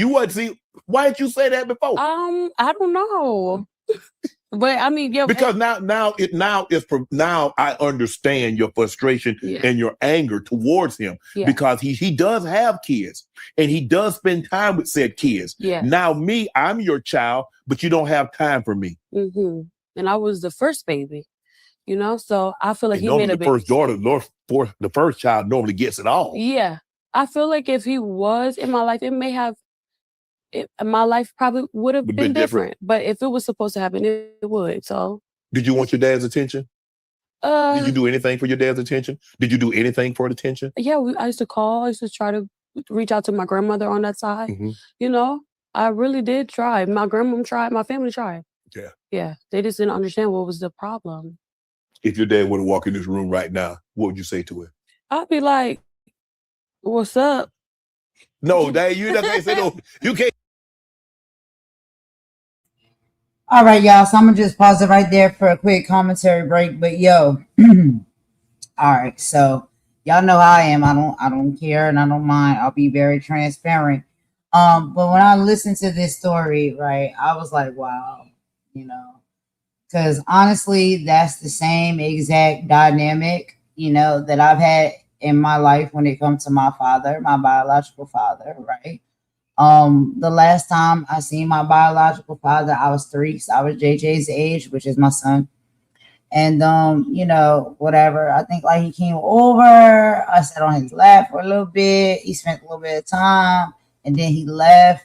And then after that, I never seen him ever again, unless we was out and about, because we lived in a small city or whatnot. And we would see him around the city and stuff. And my dad, like, he was a detective. So, like, he worked at the courthouse and stuff like that. My mom used to work at the courthouse because she worked as a paralegal. And so that's how, they met there and they met in the neighborhood or whatever, because they was in the same close proximity neighborhood, but they also both worked in, like, the legal area. So yeah, I would see him around town and stuff like that. And how when the vehicle, right? Like, a certain vehicle, whose vehicle is whose vehicle. So I used to see his vehicle riding around the streets and stuff like that. My mom used to see his vehicle riding around the streets and stuff like that. But he never used to stop by. He never used to come by. After that, right? Like after 3 years old, that was it. That was a wrap. And again, it was like, false promises, I guess, that he made to my mother, like, they was going to be together, it's going to be a family, and bloop, all the things. Nah, it didn't work out like that. So yeah, he was not in my life after 3 years old. We lived in the city. We used to see him around town and stuff like that. Sometimes he would see us and then just get in the car and pull off. Like, he didn't even want to talk or nothing like that, or come up. So, people deal with things in life like this all the time. So when Sukihana is speaking about this, yo, I get it, okay? And, just like the Temptation said, Papa was a Rolling Stone. Yeah, for sure. Because he used to get around and he used to date a lot of other different women. And, when he'd be rolling by or rolling down the block in that car or whatnot, sometimes it'd be women in the car, and my mama see that, you know what I mean? Like, oh, he got another woman in the car. He probably most likely had other children as well. We can't be sure because, my mom and my grandma's very strong women. So it's just like, yo, once you get to the understanding that this is how it's going to be, you just move forward accordingly. You know what I mean? Like, you don't just be hanging on. It's hard for women to do, right? Especially when, these men be up there paying you, like this happily ever after that you're going to have, like that you're going to be married, you're going to be a family, you're going to have this house and this white picket fence and, boop, boop, boop, all the things, a pillow talk is what I call it. They'll tell you these things to get what they want from you and get what they want out of you, as a woman, but, they don't hold up to the end of the deal. So it is what it is. But anyway, yeah, we used to see my dad rolling around town all the time in the car. He be having other women in the car, child. He breezing by real fast when he go down our block, child. So we, you know what I'm saying? Like he don't even want to see us, see anything. We see him, but he ain't see us. And so that's the way it was when it came to my dad, y'all. That's the type of background and stuff that I've had as well. And so when I listen to people like Sukihana and others as well, very vulnerable and able to tell their story and stuff like that, about their life and their background and their upbringing, I think that's, really dope. When you are able, you get to a point where it's like, you can be very transparent about that, and very honest about it. And my mom was always open and honest and transparent with me because my grandmama was strong. My grandmama made my mama to be strong, and my mama knew she had to make me to be strong. So we were some strong women, okay? I was a little girl, and I was already being taught and, raised to be strong because in this life, you can get dealt a very terrible, shitty hand, okay? That's just what comes with it. And you can't all of the time, you don't have no control over that. What it's going to be is what it's going to be. What it's not going to be is what it's not going to be. So it is what it is. You know what I mean? But yeah, so listening to Sukihana's story, I'm like, wow, that's how you can see sometimes if you listen to people, you hear them out, you can realize like that you actually have a lot more in common with other people than you realize that like me listening to her story or whatnot, as far as the background and whatnot when it came to her mother and her father and her upbringing. I'm like, yo, that's actually very almost parallel to mine for real, because that's how it was. That is how it was. But let's keep going, y'all. We're only gonna listen to a few more of the hot topics here, the spikes. I'm gonna click on the spikes, right? The major conversations and stuff that people want to hear. We'll play through that, and then we'll wrap this up in just a moment, okay? But let's keep going. Is it Dad? What's up? He ain't a homie from the block. He's supposed to say, hey, Dad. Dad. He's still. I can't call him that though. What you call him? I mean, I don't call him anything. I don't call him nothing. You don't think about your dad? You don't think about a relationship that you could have had or should have had? But you do realize if you were to reconnect with your dad, it's not but you reconnect here and go backwards. It's you reconnect here and go forward. But go weird though. Why? Don't you want he got grandkids. Don't you want them to know their grandfather? They don't care about my side. They But they should. That's a part of them. They don't care though. No, but you they probably you don't care. You don't care, in which now that's filtered down through them. But that's a side of their family. But we tried. My grandma used to knock on her door. Hi, your grandbaby's here. Crack the door open. Close the door. They didn't really. Oh, I'm sorry to hear that. Yeah, no, it's okay. That had to hurt though. It would have hurt it, but I had a lot of love for my grandma. I had a grandmom's love. So it's different when you're raised by your grandma. It is. I learned differently. I had a different love around me. So it never could affect me that much until I seen my sisters get to go with their dad. Oh yeah. Yeah. So then my grandma would take me and stuff like that. Right. But luckily, it's a blessing that the man that my mom has chose after my dad was very supportive of me as well. So, But just keep the door ajar. I ain't saying close. I'm not saying it's got to be wide open, but just leave a crack in the door in case he wants to come back in your life. Don't you think if he did, he would have? Hey, it might not be today. It might not be tomorrow. We're gonna wait till I get menopause. From the looks of that ain't happening anytime soon. Yeah. Back. You on a roll right now. Yeah, I'm on a roll. School. Okay. Were you a good student in school? I was very charming. Teachers loved me. I was funny. Schoolwork. How was you in school? Hard. It was hard. No. Did you apply yourself, or did you go to school to crack jokes and be funny? I mean, I applied myself. That didn't work, and then I realized, okay, telling jokes and being funny, it feels good. But that ain't no school work. I tried. I mean, I had extra help too, because I couldn't focus like every other child. You gotta understand the education system back then wasn't as advanced as it is now. Correct. You know, you can't just put 30 kids in a class and have one teacher and think that everybody's going to learn at the same pace, you know? So school was hard. I was different. I had ADHD. Yes. You know? So you were somewhat challenged learning. Yeah. And you needed special attention. I definitely needed special attention. Okay. And I got it. I did get special attention. I had some really great teachers, you know, that But you had to go to a different class to get that, right? Yep. Until they said, you know what? I realized that what they would do with kids who needed extra help, they would take us and put us in a smaller class. Yes.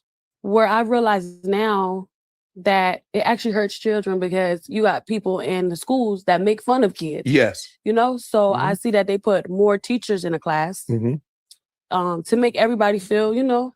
So they don't have. So there's no more like if you're challenged, somewhat learning challenged. There are no more like you go to this class. Yeah. So they stay in the regular class. They just have teachers to help Why them. segregate the students when you could just bring extra love and help in the class?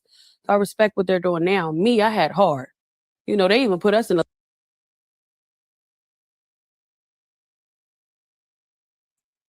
All right, y'all. So we're gonna start the live right there. And if anybody wants to watch this entire, you know, interview or whatnot in this live over on Club Shay Shay and Shannon Sharp's platform, y'all should really watch it from like beginning to end with the conversation with Sukihana because it's really good. But right up here at the end, though, you know, where we're gonna end it, and they're talking about the schooling systems, right? And that's another thing that we have a lot of experience with when it comes to me and my mother as well, because my mother worked as a teacher in the school system as well. And she worked with a lot of, you know, like kids that might have had disabilities or autistic or special ed and stuff like that, special needs. That was the department that she worked in. And she was a teacher for those classes. And yeah, what Sukihana is saying is, you know, absolutely true. Back in the day, that is literally, you know, how it used to be. That's how, you know, they used to operate. And my best friend right now, she works, she has a position where she is one of the aides or whatnot that goes to the different schools or whatnot based off of wherever they assign her. And if there is a kid that needs additional help or assistance to stay focused or get their work done, they have aides that they assign to the children these days so they all can stay in the same classroom. But they get the, you know, aide that comes and sits with them and keeps them focused and helps them with their work and stuff like that. Back in the day, it was just like, you know, one teacher was doing that, and it was a classroom full of students that all did have additional needs and stuff like that. But it was one teacher to the entire class. Now they keep them in regular classes, and, you know, they just send these assistants or whatnot to, you know, sit with the kids within the class or whatnot. So that's the thing that they have going on now. But yeah, that was the thing. And, you know, also, you know, historically, and this is a conversation that Dr. Umar has had before because, you know, he's like a child psychologist as well. So he will do like, you know, the screening and stuff like that or whatnot for students that may possibly have additional issues or learning disabilities and things of that nature. So I have heard when he's done some interviews and talked through before how that process works and how it goes. And one of the things that is unfortunate that is coming to that is a lot of that is put into place now. And for everything else, y'all, it is all because of, you know, money, right? So, you know, students or whatnot that are deemed and tested and, you know, considered to be, you know, like autistic or have learning disabilities or behavioral issues, you know, the schools get additional money, like they get paid for those students. And typically, and I'm not saying all the way, but I'm saying typically the main students or whatnot that get pinpointed out, to have these issues and be, diagnosed and put under that that ruling is typically, like Black students from impoverished areas, hoods and communities and stuff like that. And they do have behavioral issues, probably because they got a lot of other things going on in their life that nobody cares to know. But they slap a diagnosis on you, on your child or whatnot. And as soon as they do that, then the school brings in a lot of money, right? Because your child has been deemed to be autistic or has ADHD or ADD and things of that nature. They diagnose them with that and they list them with that. And a lot of times they try to, diagnose you and prescribe your child medicine, right? To get them to stay still and pay attention and all these things. So it's all, like a money thing, a money grab, stuff like that. But I just say that to say, as you hear Sukihana speaking, right? And Sukihana is from DC. I think, she said she's from DC, right? I think she's from DC. Now, I'm from New Jersey, and my mama, we're from New Jersey. And I'm not saying that this only happens in the North. It can happen all over, right? But from being from the North, a lot of these experiences and stuff are the same. So a lot of stuff she's talking about and she's addressing, me and my mom is like, yeah, we get that. We understand it because it really works and it operates like that, especially when you're in the city. Different, years and stuff like that. Like, like I said, I was born in the 90s and I was in, the early hood school levels of the early 90s and then the late 90s and stuff like that. We moved out of the city and we moved to the suburbs. So I did go to different school zones. My mom grew up in the city her entire life, born and raised, graduated high school, went to college in the city area, right? So my mom has always been in the city. I was, partially in the city and then partially in the burbs. But anyway, a lot of these things are true. So just listen to her talk and tell her story, not just about herself, but, about how things move and operate and how they shape. She's not, what I'm saying? Like, she's not lying. I think that is what makes her so, just so, so real. Is because a lot of people can attest to the things that she's talking about and what she's saying. And it's not a lie, you know what I mean? It's true. A lot of stuff she's talking about are experiences that a lot of other people have been through, went through, gone through, all the things. And one of the things about, her right now, and she has, been very vocal about that, is, with her career and how it has gone, despite the fact how she had to, get it and put it in place. Her kids don't have to grow up in those same circumstances and predicaments that she grew up in. And a lot of parents, that's what it's about, when it comes to parenting. Like, you don't want your kids to grow up or go through the same things that you went through, especially when they're not the most favorable. Now, silver spoon kids and kids that grew up with great experiences, I guess you would want your kids to grow up the same way you grew up. But a lot of us, majority of us, no. It probably wasn't, the best way to grow up and experiences to have. So anytime you get an opportunity to do something to change the outcome for your children, right?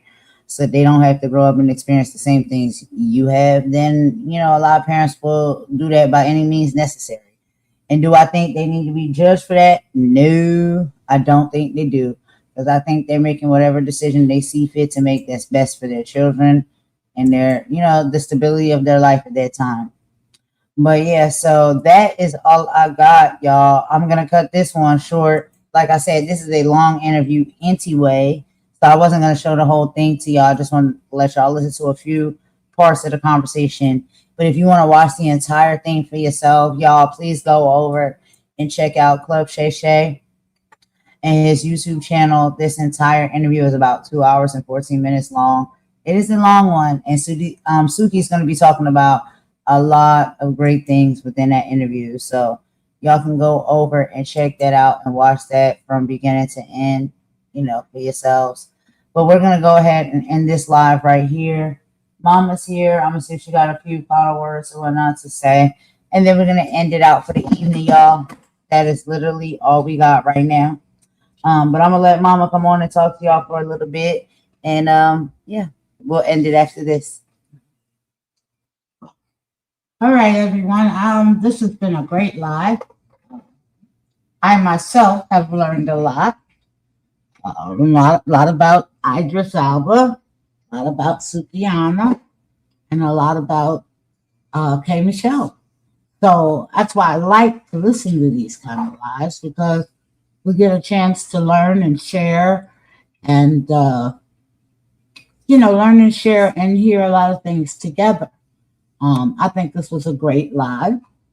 We had a couple little folks that came in, but like I said, we go on with the program and we don't let that stop us. And that's all I really have to say. I did my housekeeping in the beginning. That was enough of that. I'm pretty sure everybody heard what I had to say. On part one. How I felt on part one. And as the Golden said, we have been on here for quite a while, trying to do something positive as usual. And we're going to go ahead and in this, we want to go ahead and give you a very serious and fervent thank you for stopping by to the live, for being in the chat, for sharing this time with us. And we're going to go ahead and end this live.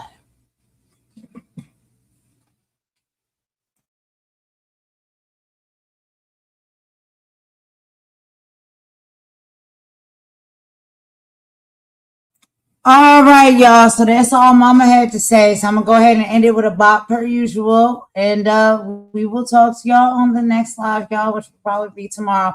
Thank you so much for joining. If you was in the chat or even if you was in the bushes. For some of the new people who have come in, I want to go ahead and give y'all a shout out as well. So thank you, Insanity TV, for coming in. And you said you subscribe to the channel. I appreciate that.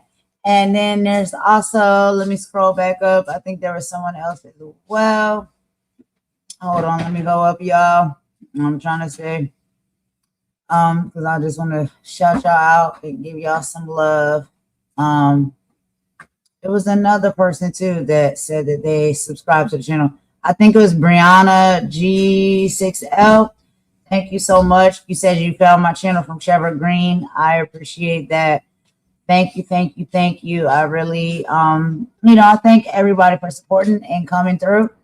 I hope y'all continue to do so. Okay. We got all types of content that we do over here.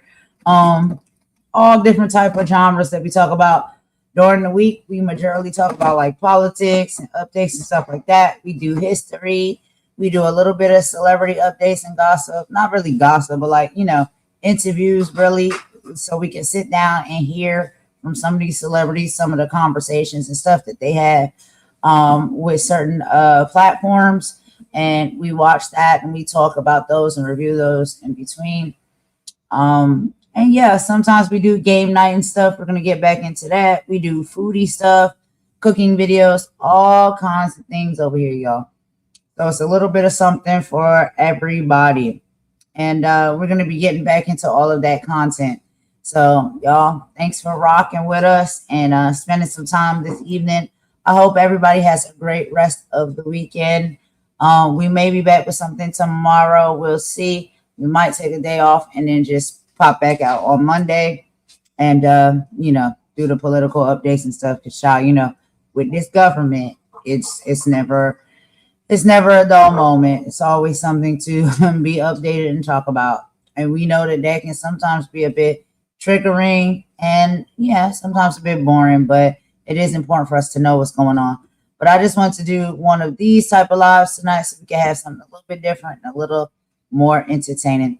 Anyway, that's all I got, y'all. Y'all will see me around. Sometimes I'll be at other people's channels and chats and stuff. So, you know, if y'all see me there, y'all see me there. But we will be back. Thank y'all so much for tuning in. We'll end it with a bop, and I'll talk to y'all soon.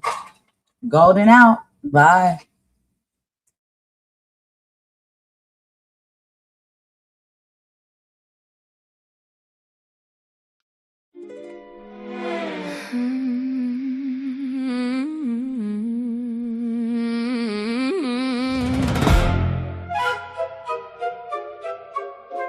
Yeah.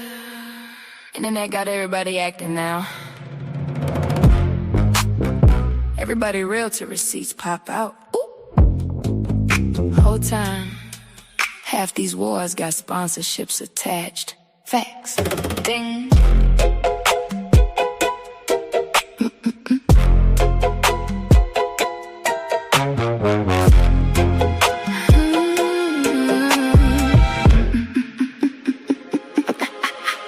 Came in humble, peeping vibes first. Everybody got a story who rehearsed worse. One live say villain, next string queen. Whole timeline living off clips and memes. Clock it, screenshot, text, crop context, then turn pain into profit monetized. Spinning if you say, let me hear both sides. Now they looking funny cause you think with your mind. Girl, bye. Whole sector built off selective outrage, fake tears, fake growth, fake healing stages. Everybody reach peace to the views, drop low, then another fake fallout for the next show. Whole time, fat. I don't move with minds, I observe first. Cause loud opinions don't decide what truth worth. Every villain ain't evil in disguise. Every angel ain't honest behind lies. Preach. I stand on business, not delusion. Half these friendships, strategic fusion. Views go up when the fake beef fly. Then they backstage laughing after live stream night. Facts. Stand on business, get 10 toes planted. Everybody tough when attention granted. Wrong is wrong, right is right. Truth don't switch, cause emotions Some people don't want peace, they want leverage. Your platform, your audience, your presence. Soon as you distance yourself and move wise, now they online remixing history with lies. Funny how boundaries reveal folks quick. Toxic people panic when they losing their grip. 1 week, enemies next week, friends again. Y'all don't got drama, y'all got marketing plans. Clicks, downloads, chats, reaction views. Truth become optional when money involved too. Everybody scream real to reality sting. Then honesty suddenly offensive again. That part.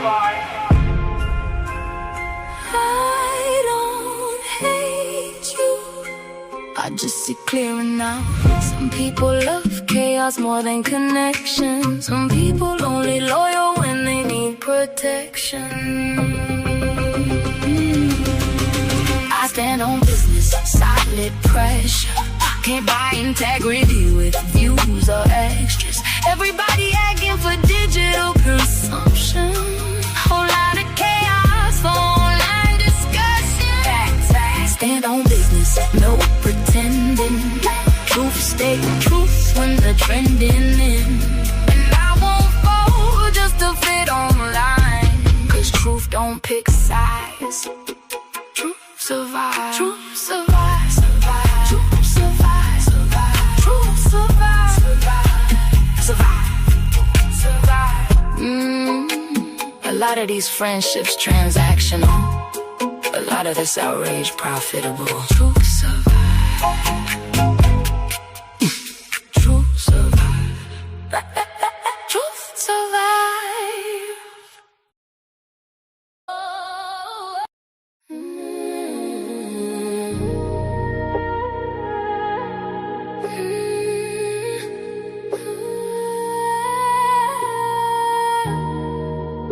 They don't know her like I do. Nah. Golden. She moved through the city with her hair held high. Pretty brown skin with a storm inside. Everybody see the glow, they don't know the pressure. Smile so warm, but her heart no weather. Late nights riding while the skyline blur. Trying not to cry when the memories occurred. Had to learn fast, everybody ain't loyal. Some people love you long as they control you. Now she move careful, energy expensive. Too many fake vibes hiding in the friendship. Used to give love with her hands wide open. Now every scar got the whole vibe frozen. They don't know her like I. No, they don't know her like I. She goes by golden. Soft voice, deep soul, hope or glowing. She goes by golden. City lights dancing with her heart stay open. Long dark stay focused. Everybody watching, but they don't really know her. Too much grace for the games they throwing. Real love, rare soul spirits, they got it. Beautiful soul, but the pain left marks in it. Mirror tell the truth when the lights go dim. All the things she carry weight heavy within. She survived nights she don't even speak on. Still finding peace what the whole world ain't wrong. Funny how the love disappear when you're healing. Funny how the fate come around when you win. Now she trusts God more than people intend. Just cause smiles hot and being hidden the big. She's still soft-hearted but she way less naive. Can't keep pouring love where there's nothing received. Still dancing slow through the hurt and confusion. Trying not to lose herself chasing illusions. She survived the fire. Still glowing through this room. Still sad. Still dangerous. Still chosen. She goes back golden. Snow so deep made the whole room notice. Heavy lies couldn't break what was chosen. Still standing tall while the whole world folding. She goes back golden. Heartbreak turned to pains in the matter. Now the tears got rhythm when she's singing. And they still don't know her like that.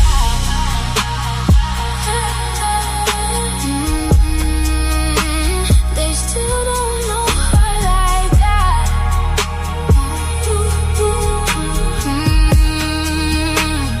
Spend too much time looking for love in strangers.